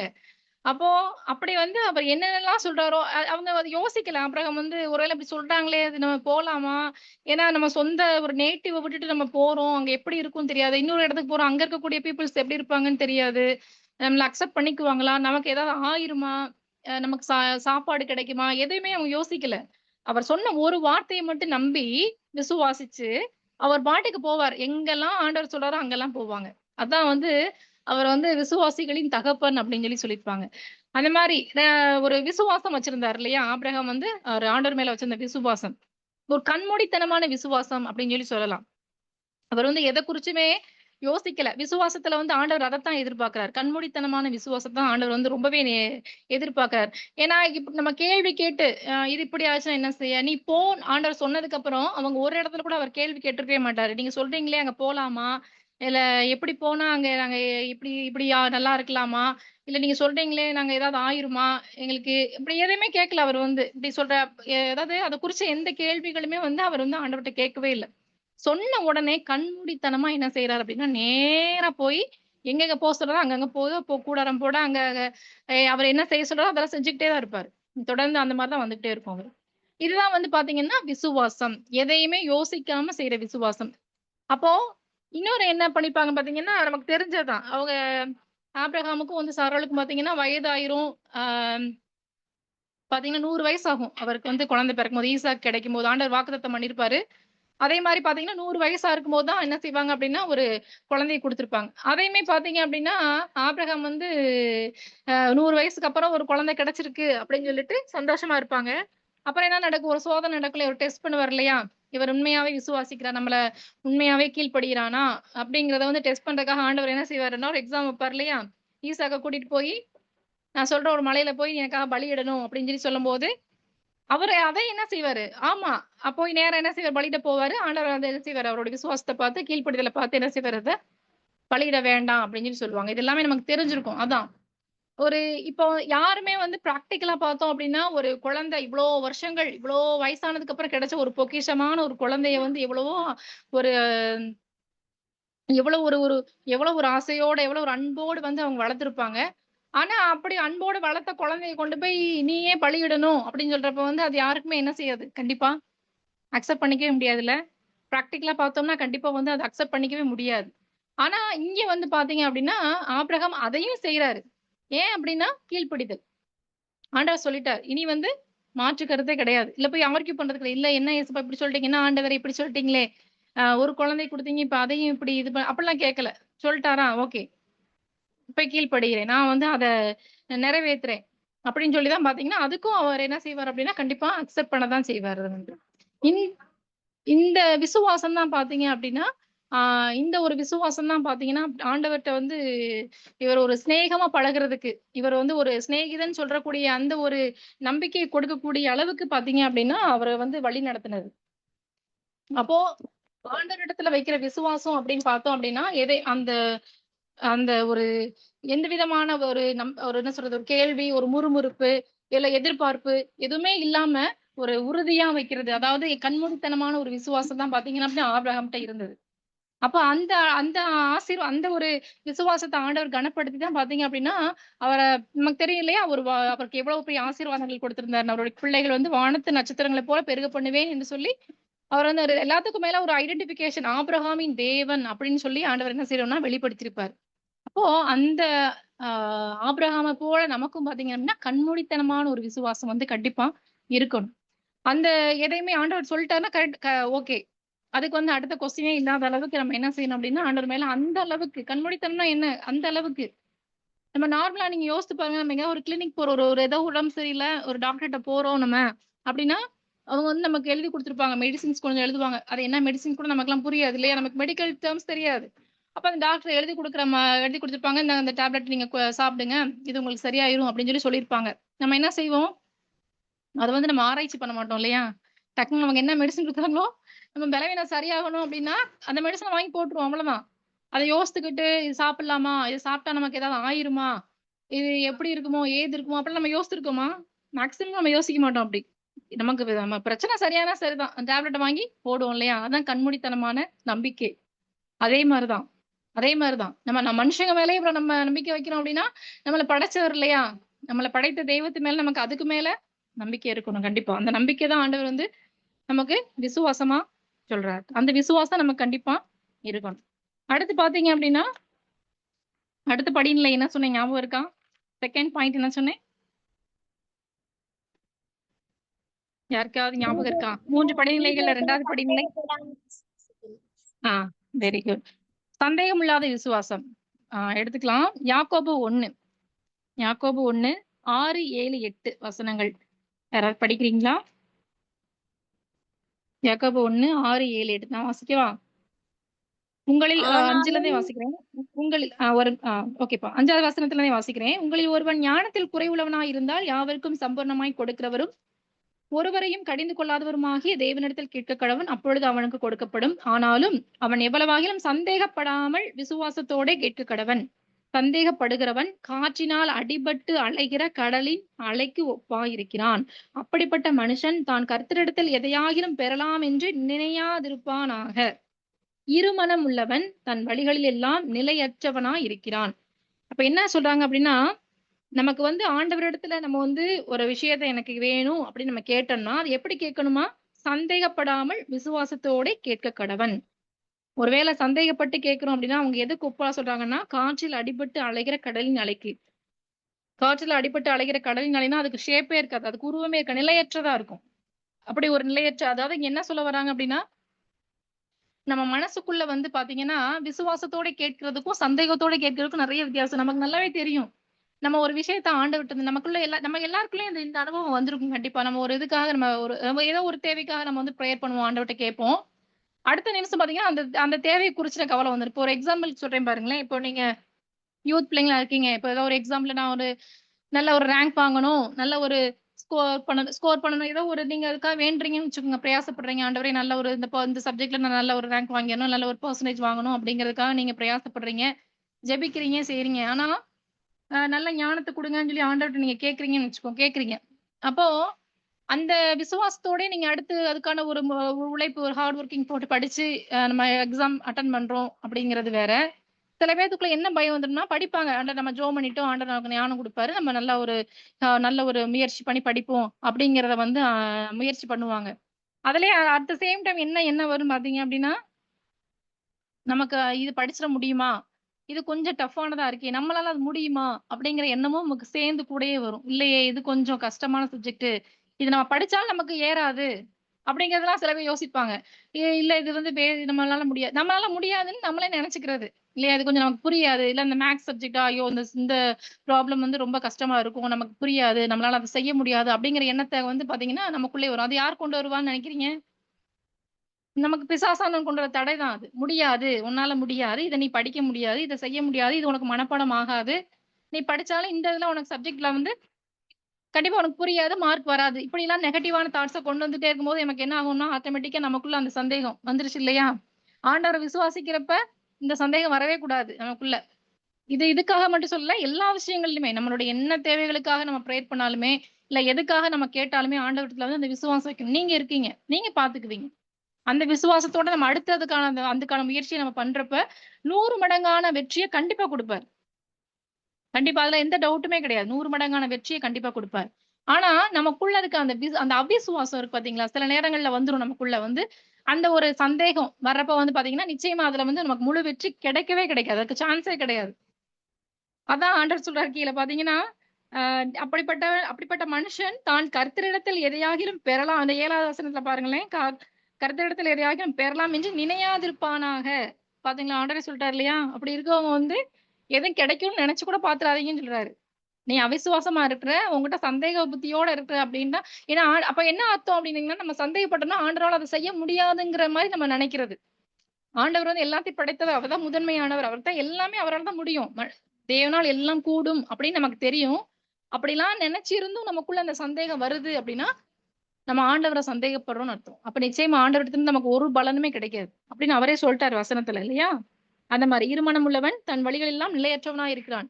அப்ப அவனால ஒரு காரியத்தையும் வெற்றிகரமா செஞ்சு முடிக்க முடியாம போயிரும். அப்போ நீங்களும் யூத் பிள்ளைங்களா இருக்கீங்க இல்லையா? எனக்கும் பார்த்தீங்க அப்டின்னா, காலேஜ்ல உங்கள மாரி யூத் பிள்ளைங்கள்ட்ட பாடம் எடுத்த அனுபவங்கள் எனக்கு இருக்கு. அப்போ இந்த யூத் பிள்ளைங்கலாம் பார்த்தீங்க அப்டின்னா, இப்படிதான் நெறைய பேருடைய சில பேர்ட்ட கவுன்சிலிங்லாம் குடுக்குறப்ப நெறைய அவங்களுக்கு இருக்க பெர்சனல் ப்ராப்ளம்ஸ்லாம் சொல்லுவாங்க. அப்ப அந்த பிள்ளைங்களுக்குள்ள பார்த்தீங்க அப்டின்னா, நான் தெரிஞ்சுக்கிற விஷயம் அந்த பிள்ளைகளுக்கு கவுன்சிலிங் குடுக்கும்போது தெரிஞ்சுக்கிற விஷயம் என்ன அப்டின்னா, நெறைய விஷயங்கள வந்து பிள்ளைங்க வந்து பார்த்தீங்கன்னா, இப்போ அது கிறிஸ்டியன் பிள்ளைங்களா இருந்தாலும் சரி, இல்ல மற்ற ரிலிஜியன் பிள்ளைங்களா இருந்தாலும் சரி, அந்த பிள்ளைங்களுக்குள்ள இருக்கிற அந்த ஒரு தடுமாற்றம். 2 மனசா இருப்பாங்க. ஒண்ணு வந்து கான்ஃபிடென்ட்டா இருப்பாங்க. இன்னொன்னு வந்து பார்த்தீங்கன்னா, இல்ல அது முடியாது அப்படிங்கிறதுல இருப்பாங்க.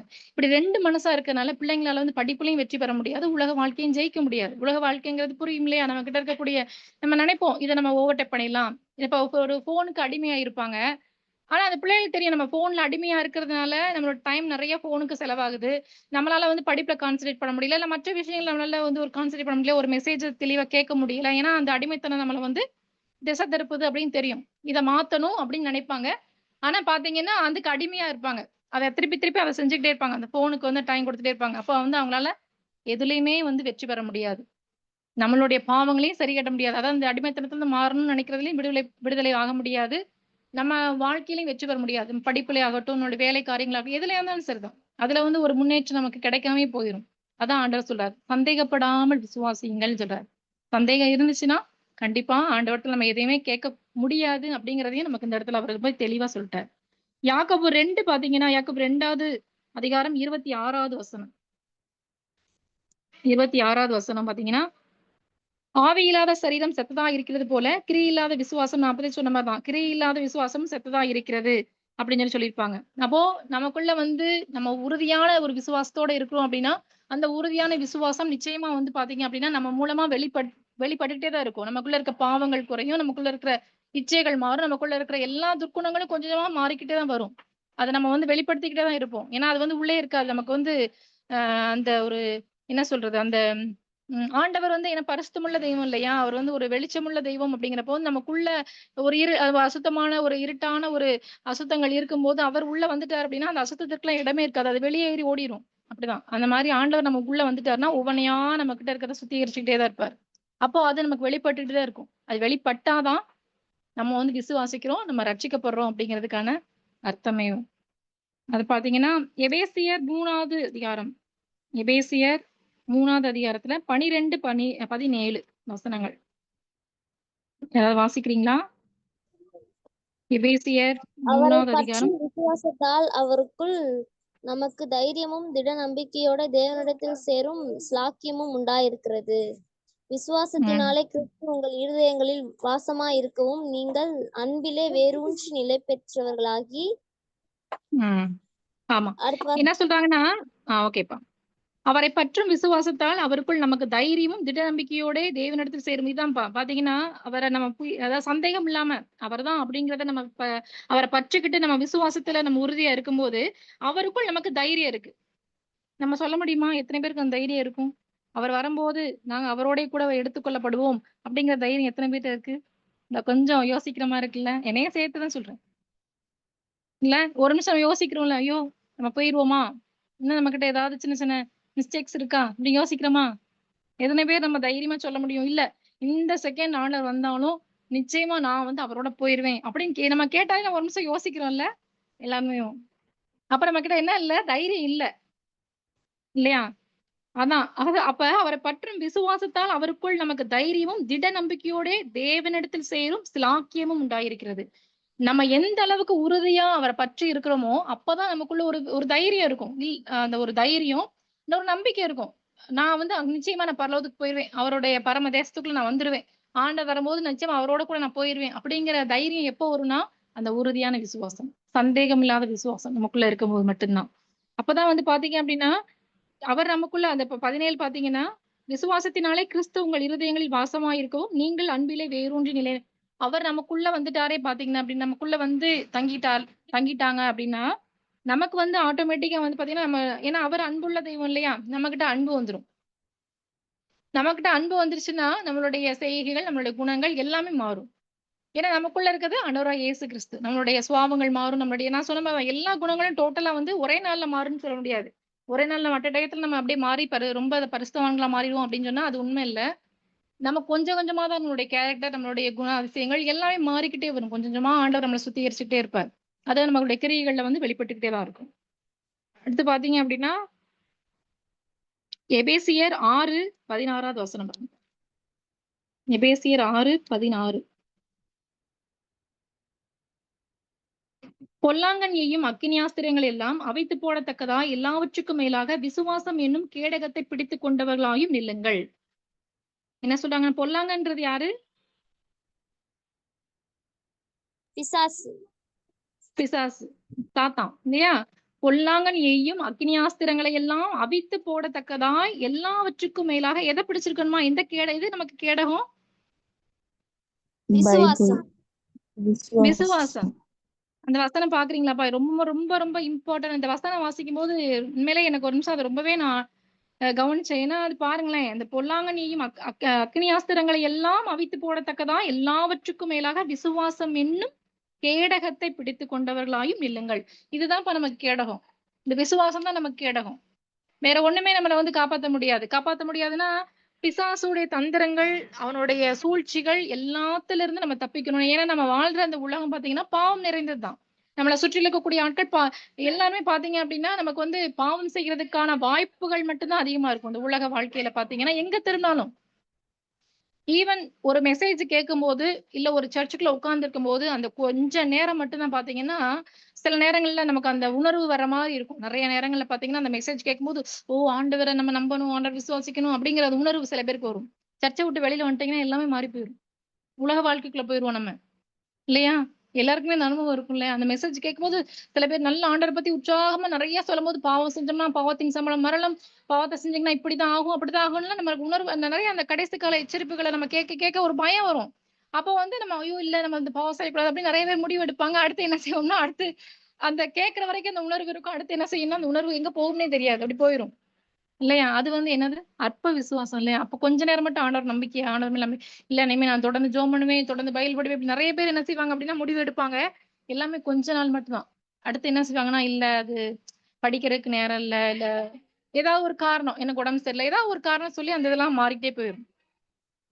அப்போ இந்த உலகத்துல வாழ்ற வரைக்கும், இந்த பூமியில இருக்கிற வரைக்கும், அந்த பொல்லாங்கன்றது சாத்தானுடைய தந்திரங்கள், சாத்தானுடைய சூழ்ச்சிகள் அதிகமா. ஏன்னா அவன் யாரெல்லாம் விழுங்கலான்றத கெர்ச்சிக்கிற சிங்கம் போல சுத்திக்கிட்டு இருப்பான். ஒரு நிமிஷம் கேப் விட மாட்டான் இல்லையா? எத்தனையோ பேர் மெசேஜ் கேட்கும்போதே அவன் வேலை பார்த்துட்டு தான் இருப்பான். எத்தனையோ பேர் மனசுக்குள்ள நிறைய வேலைகள் பார்ப்பான் இல்லையா? மெசேஜ் கேட்கிறப்ப மட்டும் நிறைய பேத்துக்கு உணர்வு வந்துன்னு சொல்ல முடியாது. அந்த நேரத்த கூட சாத்தான் பார்த்தீங்கன்னா, தந்திரமா நிறைய யூஸ் பண்ணுவான். மனசுக்குள்ள வேற ஏதாவது எண்ணங்கள உண்டாக்குறது, சிந்தனைகள்ல வேற ஏதாவது காரியங்கள நினைவுபடுத்துறது. இந்த வேற ஏதாவது யோசிக்க வைக்கிறது. இந்த மாரி நெறைய அவன் தடை கொண்டு வந்துட்டு தான் இருப்பான். இல்லையா? இப்படிப்பட்ட தடைகள் எல்லாம் தவிர்க்கணும்னா, நம்மளால வந்து லைவா போய் சாத்தான எதிர்த்து போராடலாம் முடியாது. நம்மளால கண்டிப்பா முடியாது. சாத்தான எதிர்த்து போராட முடியாது. ஆனா, எப்படி அந்த தந்திரம் அவனுடைய அந்த அவன் அவன் அவன் எய்கிற எல்லா அக்னியாஸ்திரங்களையும் எப்படி நம்ம அவனுடைய எல்லா தடைகளையும் எப்படி தடுத்து நிறுத்த முடியும் அப்படின்னா இந்த விசுவாசம் என்னும் கேடகம். அதான் பைபிள்ல சொல்லியிருக்காங்க, நமக்கு கேடகம் பாதுகாப்பு எதுனா விசுவாசம். ஆண்டவர் மேல வச்சிருக்க ஆண்டவருடைய வார்த்தைகளின் மேல வச்சிருக்கிற அந்த நம்பிக்கை, அந்த விசுவாசம் நமக்குள்ளாக இருக்கும்போது, அந்த தைரியம் நமக்குள்ள ஆண்டவர் எனக்குள்ளாக இருக்கிறாரு, என் இருதயத்துல வாசமா இருக்கிறாரு அப்படிங்கிற தைரியம், அந்த நம்பிக்கை நமக்கு இருக்கும்போது நிச்சயமா அவனால நம்மள தொட முடியாது. நம்ம சிந்தைக்குள்ளாக அவன் வர முடியாது. ஏன் நமக்குள்ளாக ஆண்டவர் இருக்கிறனால, அந்த சிந்தனைகள் நமக்குள்ளாக நிச்சயமா வர முடியாது. ஏன்னா நம்ம நம்ம நமக்குள்ள இருந்து அவர் நமக்காக யுத்தம் பண்ணுவாரு. சாத்தானை எதிர்த்து அவர் போராடுவார். அப்ப வந்து நம்மளால என்ன சொல்றது? நமக்காக அவர் வந்து என்ன செய்வார்? யுத்தம் பண்றதுனால, நமக்கு அது என்ன சொல்ற அவனுடைய செய்கைகள் எதுவுமே நம்மள பாதிக்காது. நம்மளோட சிந்தனைகளை பாதிக்காது. நம்மளுடைய செயல்கள் எதையும் பாதிக்காது அது. அப்போ விசுவாசம் என்னும் கேடகத்தை பிடித்துக் கொண்டவர்களாய் நம்ம நிச்சயமா இருக்கணும். அடுத்து பாத்தீங்க அப்படின்னா, இப்போ வந்து மத்தேயு 6வது அதிகாரம். இன்னும் ஒரு வசனம் வாசிக்கலாம். மத்தேயு 6வது அதிகாரம். மத்தேயு 6:30 30வது வசனம் வாசிங்க. எடுத்திருக்கீங்களா? மத்தேயு 6வது அதிகாரம் வாசிக்கிறேன். அற்ப விசுவாசிகளே, இன்றைக்கிருந்து நாளைக்கு அடுப்பிலே போடப்படும் காட்டுப்புல்லுக்கு தேவன் இவ்விதமாக உடுத்துவித்தால் உங்களுக்கு உடுத்துவிப்பது அதிக நிச்சயம் அல்லவா? ஆமா. அடுத்த வசனம் பாத்தீங்க அப்படின்னா, ஆகையால் எண்ணத்தை உண்போம், எண்ணத்தை குடிப்போம், எண்ணத்தை உடுப்போம் என்று கவலைப்படாதிருங்கள். இவைகளெல்லாம் அஞ்ஞானிகள் நாடி தேடுகிறார்கள். இவைகளெல்லாம் உங்களுக்கு வேண்டியவைகள் என்று உங்கள் பரமபிதா அறிந்திருக்கிறார். முதலாவது தேவனுடைய ராஜ்யத்தையும் அவருடைய நீதியையும் தேடுங்கள், அப்பொழுது இவைகளெல்லாம் உங்களுக்கு கூட கொடுக்கப்படும். ஆகையால் நாளைக்காக கவலைப்படாதிருங்கள். நாளை தினம் தன்னுடையவர்களுக்காக கவலைப்படும். அந்தந்த நாளைக்கு அதனின் பாடு போதும். என்ன சொல்றாங்க அப்படின்னா, அற்ப விசுவாசிகளேன்னு சொல்லியிருப்பாரு இல்லையா?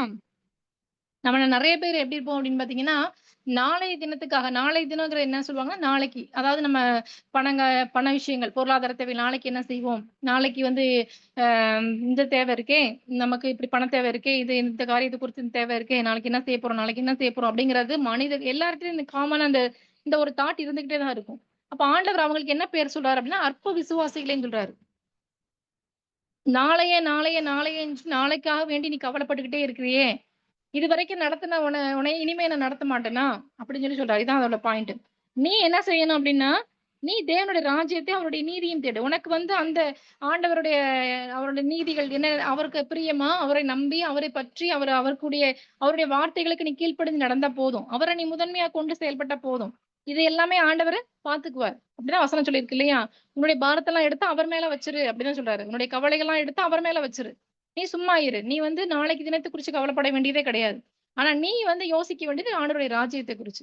அவருடைய பாடுகள், அவர் எதுக்காக வந்தாரு? அவர் நமக்காக வந்தாருன்னா, நமக்கு வந்து நம்ம அவருக்கு பிரியமா எப்படி இருக்கணும்? அப்படிங்கிற அந்த காரியங்களை குறிச்சு நீ இருக்கணும். அவருடைய நீதி, அவர் எப்படி நீதியா வாழ்ந்தாரோ, அதே மாரி நானும் இருப்பேன். அவர் பரிசுத்தரா இருக்கிறதுனால நானும் பரிசுத்தரா இருப்பேன். ஏன்னா நான் அவருடைய பிள்ளை.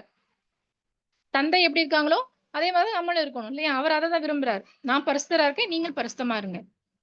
நான் நீதி உள்ளவரா இருக்கேன், நீங்க நீதியில இருங்க. நான் பரிசுத்தரா அதான் அவர் சொல்றது எல்லாமே பார்த்தீங்க அப்படின்னா, அவர போல நம்ம இருக்கணும். அவருடைய சாயலா படைக்கப்பட்ட நம்மளும் அவர போல இருக்கணும். இத நீங்க சரியா இந்த நீதிய நீங்க வாழ்ந்து காமிச்சா போதும். நாளைய தினத்தை குறிச்சு நீ கவலைப்பட வேண்டாம். நான் அத பார்த்துக்கிறேன் அப்படின்னு சொல்றாரு ஆண்டவர். அப்போ நாளைய தினத்தை குறித்து கவலைப்படுகிற மனிதர்கள் அவருடைய பார்வையில எப்படி இருக்காங்கன்னா, அற்ப விசுவாசிகள். அதான் ஆண்டவர் சொல்றாரு. அற்ப விசுவாசிகளா நம்ம இருக்கக்கூடாது. நாளைய தினத்தை குறித்து கவலைப்படாம நம்ம ஆண்டவருடைய ராஜ்யத்தை குறிச்சு அவருடைய வருகைக்கு நம்ம வந்து ஆயத்தப்படுகிறவர்களா இருந்தா மட்டும் போதும். அவருக்கு உண்மையும் உத்தமமா நம்ம வாழ்ந்தா போதும் அப்படின்னு சொல்றாரு. இதுக்கு எக்ஸாம்பிள் பாத்தீங்க அப்படின்னா, இப்ப மத்தேயு 17 மத்தேயு 17 14வது 14 சாரி மத்தேயு 17 14-20 அதுல பாத்தீங்க அப்படின்னா,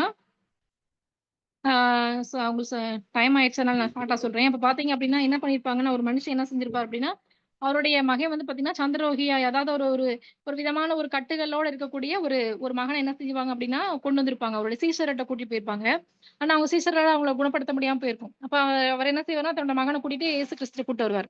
கூட்டு வந்து என்ன சொல்லுவாங்கன்னா, இப்ப என் மகன் வந்து இப்படி இப்படி சூழ்நிலை இருக்காரு. நாங்க உங்க சீசர்ட்ட கூட்டு போனோம். ஆனா அவங்களால அத சரி பண்ண முடியல. அப்படின்னு சொல்லுவாங்க. இப்போ இயேசு கிறிஸ்து என்ன செய்வாங்கன்னா, அந்த அவனுக்குள்ள இருக்க அந்த பிசாச விரட்டிருவாரு. அப்ப அந்த இளைஞன் வந்து என்ன செய்வாங்கன்னா, சொஸ்தமாயிருவாரு. அப்ப அந்த பாத்தீங்கன்னா, அந்த வசனம் மட்டும் வாசிக்கலாம். 20வது வசனம் பாத்தீங்க அப்படின்னா, அதற்கு இயேசு உங்கள் 19 பாத்தீங்கன்னா, அப்பொழுது சீசர்கள் வந்து கேட்பாங்க இயேசு கிறிஸ்துட்ட, எங்களால ஏன் அந்த அற்புதம் செய்யாம முடியாம போச்சு? எங்களால ஏன் அவர அந்த பையன வந்து சுகப்படுத்த முடியல? அப்படின்னு கேட்கிறப்ப அப்ப ஆண்டவர் சொல்லுவாரு, உங்கள் அவிசுவாசத்தினாலே தான் அப்படின்னு சொல்லி சொல்லுவாரு. அப்போ உங்களுக்குள்ள வந்து ஒரு நிலையான விசுவாசம், செய்ய முடியுங்கிற அந்த நிலையான விசுவாசம் இல்லாத காரணத்தினால தான் பார்த்தீங்க அப்படின்னா, உங்களால வந்து அந்த பிசாச துரத்த முடியல அப்படின்னுவாங்க. அப்ப நமக்குள்ள அந்த ஒரு என்ன சொல்றது? ஒரு அவிசுவாசம். இது செய்ய முடியுமா? இல்ல இந்த மாரியானத நம்மளால சரி பண்ண முடியுமா? அப்படிங்கிறத அவங்க ஒரு வேளை யோசிச்சிருக்கலாம். அந்த சீசருக்குள்ள ஒரு பயம் வந்திருக்கலாம். இப்படி ஒரு பிரச்சனையோட இருக்காங்களே, இத பார்க்க நமக்கே இல்ல அவங்களே அத பார்த்து பயந்துருக்கலாம். இப்படி ஒரு பெரிய இதா இருக்கே, இது நம்மளால சரி பண்ண முடியுமா? அப்படிங்கிற ஒரு சின்ன ஒரு அவிசுவாசம் வந்தனால, அத சரி பண்ண முடியாம போயிருக்கலாம். அப்போ நமக்குள்ள பார்த்தீங்க அப்படின்னா, அந்த சந்தேகம், அந்த அற்ப விசுவாசம், அந்த அவிசுவாசம் அப்படிங்கிறது நிச்சயமா கொஞ்சம் கூட இருக்கவே கூடாது அப்படிங்கிறது தான் பார்த்தீங்க அப்படின்னா, ஆண்டவருடைய விருப்பமா இருக்கு. இதுக்கு ஒரு எக்ஸாம்பிள் பார்த்தீங்க அப்படின்னா, மத்தேயு 14ல மத்தேயு 14 26வது வசனத்திலிருந்து பார்த்தீங்க அப்படின்னா, அதுல ஒரு ஒரு சம்பவம் இருக்கும். நமக்கு எல்லாமே தெரிஞ்சது தான். இயேசு கிறிஸ்து என்ன செய்வாங்கன்னா, கடல் மேல நடந்து போயிட்டு இருப்பாங்க. அப்ப வந்து பேதுரு பார்ப்பாரு. பேதுரு பார்த்துட்டு என்ன சொல்லுவாருன்னா, "ஆண்டவரே நீங்க தான் நடந்து போறதா? அப்படின்னா நானும் இப்படி நடந்து வரலாமா?" அப்படின்னு சொல்லி சொல்லுவாங்க. அப்ப இயேசு கிறிஸ்து சொல்லுவாங்க, "வா" அப்படின்னு சொல்லி சொல்லுவாங்க. அப்ப பேதுரு என்ன சொன்னா, படகை விட்டு இறங்கிட்டு இயேசு இடத்துல போறதுக்காக அந்த கடல் மேல் நடப்பாரு. அங்க காற்று எல்லாமே கொஞ்சம் பலமா அடிக்கிறத பார்த்து பயந்துட்டு என்ன செஞ்சுருவாருன்னா, ஐயய்யோ! அதான் அவருக்குள்ள பயம் வந்துருச்சு. பயம் வந்தோனே என்ன செய்வாருன்னா, நம்ம அமிழ்ந்து போயிருவோம் போல, உள்ள மூழ்கிருவோமோ அப்டின்ட்டு ஆண்டவர கூப்பிடுவாரு. ஐயோ! நான் மூழ்கி போயிருவேன் போல தெரியுது. என்னை காப்பாத்துங்க அப்டின்னு சொல்லி கூப்பிடுவாங்க. உடனே இயேசு கிறிஸ்து என்ன சொல்லுவாங்க பார்த்தீங்கன்னா, 31வது வசனம் பார்த்தீங்கன்னா, உடனே இயேசு கையை நீட்டி அவனை பிடித்து, "அற்ப விசுவாசியே, ஏன் சந்தேகப்பட்டாய்?" அப்டின்னு சொல்லி கேட்பாரு. அதான் சந்தேகப்படுவர்களுடைய அந்த முடிவு எப்டி இருக்குன்னா, மூழ்கி தான் போவாங்க. அதுவரைக்கும் அவர் வந்து நம்பிக்கையோட வந்துட்டே இருப்பாரு. அது மேல நடந்து வந்துட்டே இருப்பாரு. எப்ப அவருக்குள்ள வந்து நம்ம மூழ்கிருவோமோ! அப்படிங்கிற பயம் வருதோ, அந்த சந்தேகம் வருதோ, அப்பதான் அவர் மூழ்குவாரு. உள்ள உண்மையிலே ஆக்சுவலா அந்த கடல்ல மூழ்க தான் செய்வாரு. அப்பதான் ஆண்டவர் வந்து கைய பிடிச்சு என்ன செய்வாருன்னா, "ஏன் வந்து பயந்த? அற்ப விசுவாசியே! எதுக்காக சந்தேகப்பட்ட உன் இருதயத்துல?" அப்படின்னு சொல்லி கேட்பாரு. அப்போ டோட்டலா நம்ம என்ன தெரிஞ்சுக்கலாம் அப்படின்னீங்கன்னா, சந்தேகப்படுதல் அப்படிங்கிறது அதாவது விசுவாசத்துல நமக்கு குறைவுன்னு வருது அப்படின்னா, கண்டிப்பா நம்மளால முன்னேறி போக முடியாது. நம்மளுடைய வாழ்க்கை இப்ப பேதுரு எப்படி கடலுக்குள்ள மூழ்கினார் இல்லையா? சந்தேகப்பட்டு. அதே மாரி தான் நம்மளுடைய வாழ்க்கையிலும் பார்த்தீங்கன்னா, எந்த சூழ்நிலையிலும் முன்னேறி வர முடியாம நம்ம பாவங்களுக்குள்ளாக மூழ்கியே தான் இருக்க மாரி இருக்கும். அந்த பாவத்துல இருந்தோ, இல்ல நம்மளுடைய காரியங்கள்ல நம்ம வெற்றிய நோக்கி நம்ம பயணிக்கிறோம்னா, அந்த வெற்றிய நம்மளால அடைய முடியாது. ஏன்னா நம்ம ஒரு சிக்குண்ட இடத்துல இருக்கும்போது, நிச்சயமா அந்த எல்லைய நம்ம வந்து தாண்ட முடியாது இல்லையா?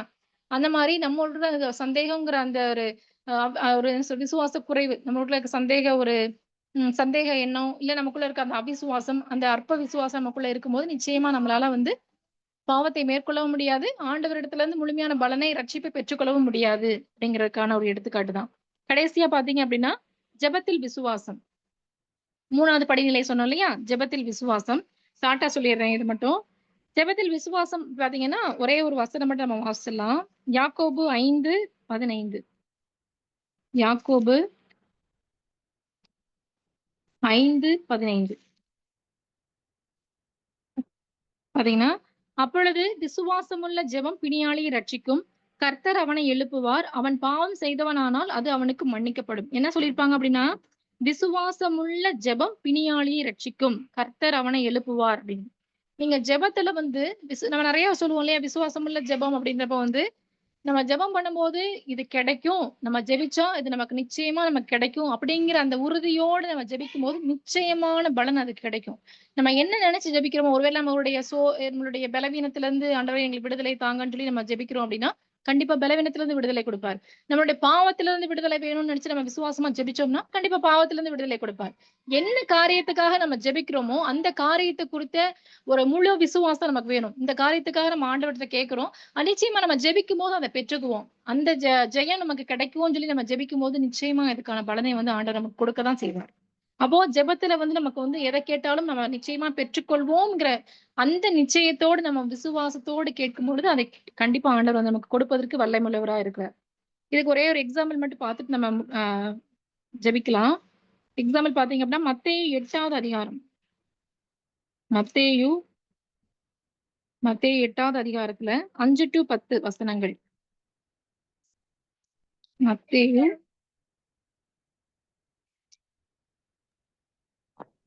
மத்தேயு 8வது அதிகாரத்துல 5லிருந்து 10 வசனங்கள் பார்த்தீங்க அப்படின்னா, ஒரு இயேசு கப்பர் ம்.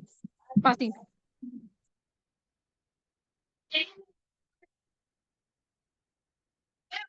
இயேசு கப்பர்நகூமில் பிரவேசித்தபோது 100க்கு அதிபதி ஒருவன் அவரிடத்தில் வந்து, ஆண்டவரே, என் வேலைக்காரன் வீட்டில் தீவிரவாதமாய் கிடந்து கொடிய வேதனைப்படுகிறான் என்று அவரை வேண்டிக் கொண்டான். அதற்கு இயேசு, நான் வந்து அவனை சொஸ்தமாக்குவேன் என்றார். 100க்கு அதிபதி பிரதித்திரமாக, ஆண்டவரே, நீர் என் வீட்டுக்குள் பிரவேசிக்க நான் பாத்திரன் அல்ல. ஒரு வார்த்தை மாத்திரம் சொல்லும், அப்பொழுது என் வேலைக்காரன் சொஸ்தமாவான். நான் அதிகாரத்துக்கு கீழ்ப்பட்டவனாயிருந்தும் எனக்கு கீழ்ப்பட்டிருக்கிற சேவகரும் உண்டு. நான் ஒருவனை போவென்றால் போகிறான், மற்றொருவனை வாவென்றால் வருகிறான். என் வேலைக்காரனை இதை செய் என்றால் செய்கிறான் என்றான். இயேசு இதை கேட்டு ஆச்சரியப்பட்டு தமக்கு பின் செல்லுகிறவர்களை நோக்கி, இஸ்ரவேலருக்குள்ளும் நான் இப்படிப்பட்ட விசுவாசத்தை காணவில்லை என்று மெய்யாகவே உங்களுக்கு சொல்லுகிறேன் அப்படின்னு சொல்லியிருப்பாருல்ல. இது ஒரு நம்ம எல்லாருக்குமே தெரிஞ்சுக்கும். 100க்கு அதிபதி வந்து தன்னுடைய வேலைக்காரனுக்காக வந்து ஆண்டவர்ட்ட விண்ணப்பம் பண்ணுவாரு. அப்ப இயேசு கிறிஸ்து உடனே சொல்லுவாங்க, சரி நான் வரேன், உங்க வீட்டுக்கு வரேன், அவரை வந்து சுஸ்தமாக்குறேன், சுகப்படுத்துறேன்னு சொல்லியிருப்பாங்க. ஆனா அந்த 100க்கு அதிபதி என்ன சொல்றாரு ஒரு வார்த்தைனா, நீங்க வர வேண்டாம் ஆண்டவரே. நீங்க வரக்கூடிய நீங்க வந்து நேரா வந்து சுகப்படுத்தணும்னு இல்ல. அதுக்கு நான் பாத்திரவான் கிடையாது. யார் சொல்றா? 100க்கு அதிபதி. 100க்கு அதிபதிங்கிறவங்க வந்து சாதாரணமான ஆட்கள் கிடையாது. இல்லையா? ஒரு பெரிய ஒரு போஸ்டிங்ல இருக்கக்கூடிய ஒரு ஆள் தான் அவரு அது. 2வது இந்த 100க்கு அதிபதி வந்து ஆண்டவர ஃபாலோ பண்ற கேட்டகரியை சேர்ந்தவரான்னு கேட்டீங்கன்னா கிடையாது. ஆண்டவர் மேல நம்பிக்கை வச்சிருக்காரு. இவர் வந்து பாத்தீங்கன்னா, அந்த ரோம அந்த ஒரு ஆட்சி நடைபெற்றிருக்கும். அந்த ரோபா ஆட்சியில இருக்கக்கூடிய ஒரு ஒரு அவங்களுடைய போஸ்டிங்ல இருக்கக்கூடிய ஒரு முக்கியமான ஒரு பெரிய ஒரு ஒரு என்ன சொல்றது ஹையஸ்ட் பொசிஷன்ல இருக்கக்கூடிய ஒரு ஆள் தான்.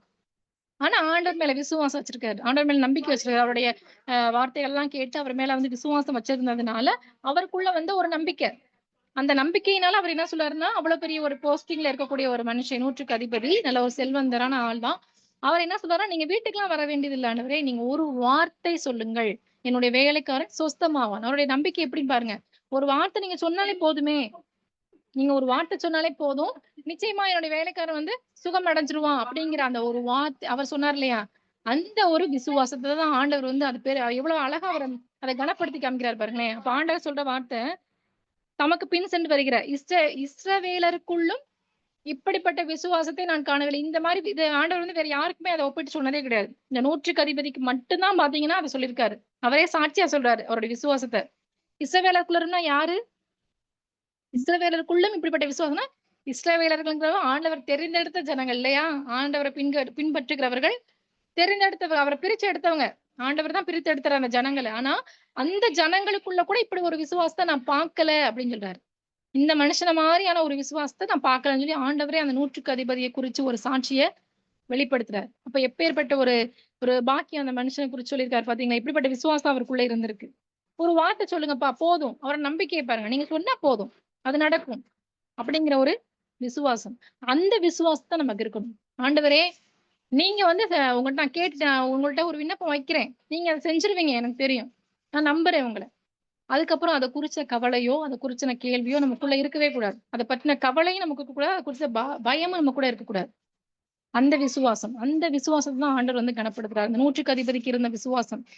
அது ஆண்டவர் எவ்வளவு சாட்சியா சொல்றாரு இல்லையா? அதே மாரி நமக்குள்ளயும் அப்படிப்பட்ட சாட்சியுள்ள ஒரு விசுவாசம் இருக்கணும். ஆண்டவர குறிச்சுன ஒரு ஒரு உறுதியான, ஒரு கண்மூடித்தனமான ஒரு விசுவாசம் நமக்குள்ள இருக்கணும். அதான் ஆண்டவர் வந்து விரும்புறாரு. கடைசியா ஒரே ஒரு வசனம் மட்டும் வாசிச்சு நம்ம நிறைவு செய்யலாம். எபிரேயர் 12 1வது வசனம். எபிரேயர் 12:1. ஆகையால் மேகம் போன்ற இத்தனை திரளான சாட்சிகள் நம்மை சூழ்ந்து கொண்டிருக்கிற பாரமான யாவற்றையும் நம்மை சுற்றி நெருங்கி நிற்கிற பாவத்தையும் தள்ளிவிட்டு விசுவாசத்தை துவக்குகிறவரும் முடிக்கிறவருமாய் இருக்கிற இயேசுவை நோக்கி நமக்கு நியமித்திருக்கிற ஓட்டத்தில் பொறுமையோட ஓடக்கடுவோம். விசுவாசத்தோட ஆதியும் அந்தமும் பாத்தீங்கன்னா அவர்தான். நமக்கு வந்து விசுவாசத்தை துவக்குறவர் அவர்தான். நம்மளுடைய முடிவா நம்மளுடைய விசுவாசத்தின் எல்லாமே அவர்தான். ஆதி அந்தம் எல்லாமே அவர்தான். அப்படி இருக்கும்போது நம்ம என்ன செய்யணும்னா, நமக்கு நியமித்திருக்கிற ஓட்டத்தில் பொறுமையோடு அப்ப என்ன அர்த்தம் அப்படின்னா, நம்மளோட முழு நம்பிக்கையும் ஆதியும் அந்தமுமா இருக்கிற அவர் மீது நம்மளுடைய விசுவாசத்தை வச்சுட்டு, நமக்கு இவர் எவ்வளவு இந்த உலக வாழ்க்கையில நமக்கு எவ்வளவு காலங்கள் அவர் கொடுத்திருக்காரோ, அந்த வாழ்க்கையில நம்ம வந்து பாத்தீங்க அப்படின்னா, அவரை மட்டும் நம்ம பிடிச்சுக்கிட்டு, அவரை மட்டும் நம்ம அவருடைய கரத்தை மட்டும் நம்ம பிடிச்சுக்கிட்டு நம்மளுடைய வாழ்க்கை பயணத்தை நம்ம நகர்த்தணும். நம்மளுடைய வாழ்க்கையில வந்து பாத்தீங்கன்னா அவ்வளவுதான். வேற எதுக்குமே நம்மளுடைய இது கிடையாது. உலக வாழ்க்கையில பாத்தீங்க அப்படின்னா, அது இது வேற ஒண்ணுமே ஏன்னா எதுவுமே நீங்க சேர்த்து வைக்கிற எதுவுமே நமக்கு வந்து வரப்போறது கிடையாது இல்லையா? அப்ப நம்மளோட குடுத்திருக்கிற இந்த உலக வாழ்க்கையில ஆதியும் அந்தமுமா இருக்கிற அவர் மேல மட்டும் விசுவாசத்தை வச்சு நம்மளுடைய வாழ்க்கையில வந்து நமக்கு கொடுத்திருக்கிற அந்த நம்ம ஒவ்வொருத்தருக்கும் அவர் ஒரு நோக்கம் வச்சிருக்காரு இல்லையா? அந்த நோக்கத்தை நோக்கி நம்மளுடைய பயணத்தை வந்து நம்ம செலுத்தணும் அப்படிங்கிறது தான் அவருடைய விருப்பமா இருக்கு. இப்ப நம்ம விசுவாசத்தை குறித்து ஆண்டவர் நமக்கு நிறைய காரியங்களை வந்து வெளிப்படுத்திருப்பார். நிச்சயமா இதுல ஏதாவது வார்த்தைகள் நிச்சயமா ஆண்டவர் உங்களுடைய மனதிலையும் கூட நிச்சயமா ஒரு விதையா கொண்டு வந்து விதைச்சிருப்பார் அப்படிங்கறத நான் விசுவாசிக்கிறேன். இன்னைக்கு கேட்ட இந்த வார்த்தைகளுக்காக நம்ம வந்து ஜெபிச்சு நம்ம கூட்டத்தை வந்து நம்ம நிறைவு செய்யலாம். ஸ்தோத்தரிக்கிறோம் சுவாமி. அப்பா நன்றியோடு நாங்கள் அப்பா தகப்பனே நாங்கள் நன்றியோடு துதிக்கிறோம், ஸ்தோத்தரிக்கிறோம். இப்படி அப்பா நல்ல ஒரு நாளை எங்களுக்கு கொடுத்திருக்கீங்க. நல்ல ஒரு அப்பா ஒரு நல்ல ஒரு நேரத்தை கொடுத்து அப்பா அந்த ஒரு குளிர்ச்சியான வேளையில கூட சுவாமி அப்பா உங்களுடைய அப்பா வார்த்தைகளை நாங்கள் கேட்பதற்கு எங்களுக்கு நீங்க கொடுத்திருக்கிற அப்பா இந்த ஸ்லாக்கியத்திற்காக நாங்கள் அதிகமாய் நன்றியோடு துதிக்கிறோம், ஸ்தோத்தரிக்கிறோம். இப்பொழுதும் கூட சுவாமி நாங்கள் விசுவாசத்தை குறித்து நிறைய வார்த்தைகளை அப்பா தகப்பனே நாங்கள் தெரிந்து கொண்டோம்.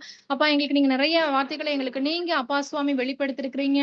நாங்கள் எப்படி விசுவாசமா இருக்கணும், இல்ல விசுவாசமா இருந்தவர்களை பத்தியும் அப்பா நாங்கள் தெரிந்து கொண்டோம் சுவாமி. எப்படியெல்லாம் விசுவாசமா இருந்தாங்க, இல்ல விசுவாசமா இல்லைன்னா எங்களுக்குள்ள விசுவாசம் இருந்தால் அதுக்கான நிலைப்பாடு எப்படி இருக்கும் அப்படிங்கிறத பத்தி எல்லாம் நாங்கள் அப்பா தெரிஞ்சுக்கிட்டோம் சுவாமி.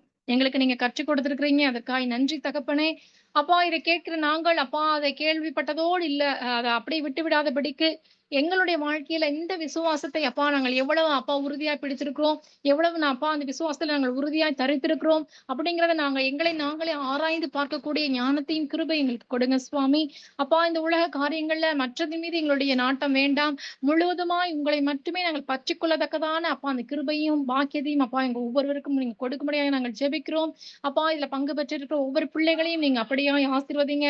இந்த பிள்ளைகள் அனைவரையுமே அப்பா தகப்பனே நீங்க அப்பா எடுத்து பயன்படுத்தும்படியாய் இந்த பிள்ளைகளை கொண்டு அதிகமான அப்பா நீங்க பெரிய காரியங்களை நீங்க செய்யும்படியாய் சுவாமி உங்களுக்கு பிரயோஜனமுள்ள பாத்திரங்களாக நீங்க எடுத்து பயன்படுத்தும்படியாய் கூட நாங்கள் இந்த வேலையை ஜெபிக்கிறோம் சுவாமி. நீங்க அப்படியாய் செய்ய போகிற தயவிற்காய் நன்றி அப்பா தகப்பனை. இந்த வேலையிலும் கூட சுவாமி அப்பா நீங்க இந்த வாய்ப்பை கொடுத்ததற்காக மீண்டுமாய் கூட நாங்கள் நன்றியோடு துதிக்கிறோம், ஸ்தோத்திரிக்கிறோம்.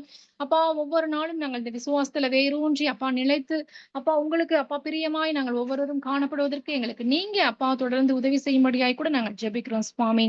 நன்றி தகப்பனே. அப்பா அந்த மீதியான வேலையும் நீங்களே அப்பா பொறுப்பெடுத்துக்கோங்க அப்பா சுவாமி. மீண்டுமாய் ஒரு புதிய நாளை எங்களுக்கு நீங்க காண கொடுக்க போகிற தயவிற்காய் நன்றி சுவாமி. உங்கள் மீட்பெரும் இரட்சகரும் ஆகிய இயேசு கிறிஸ்துவின் மூலம் ஜெபிக்கிறோம் நல்ல பிதாவே, ஆமேன்.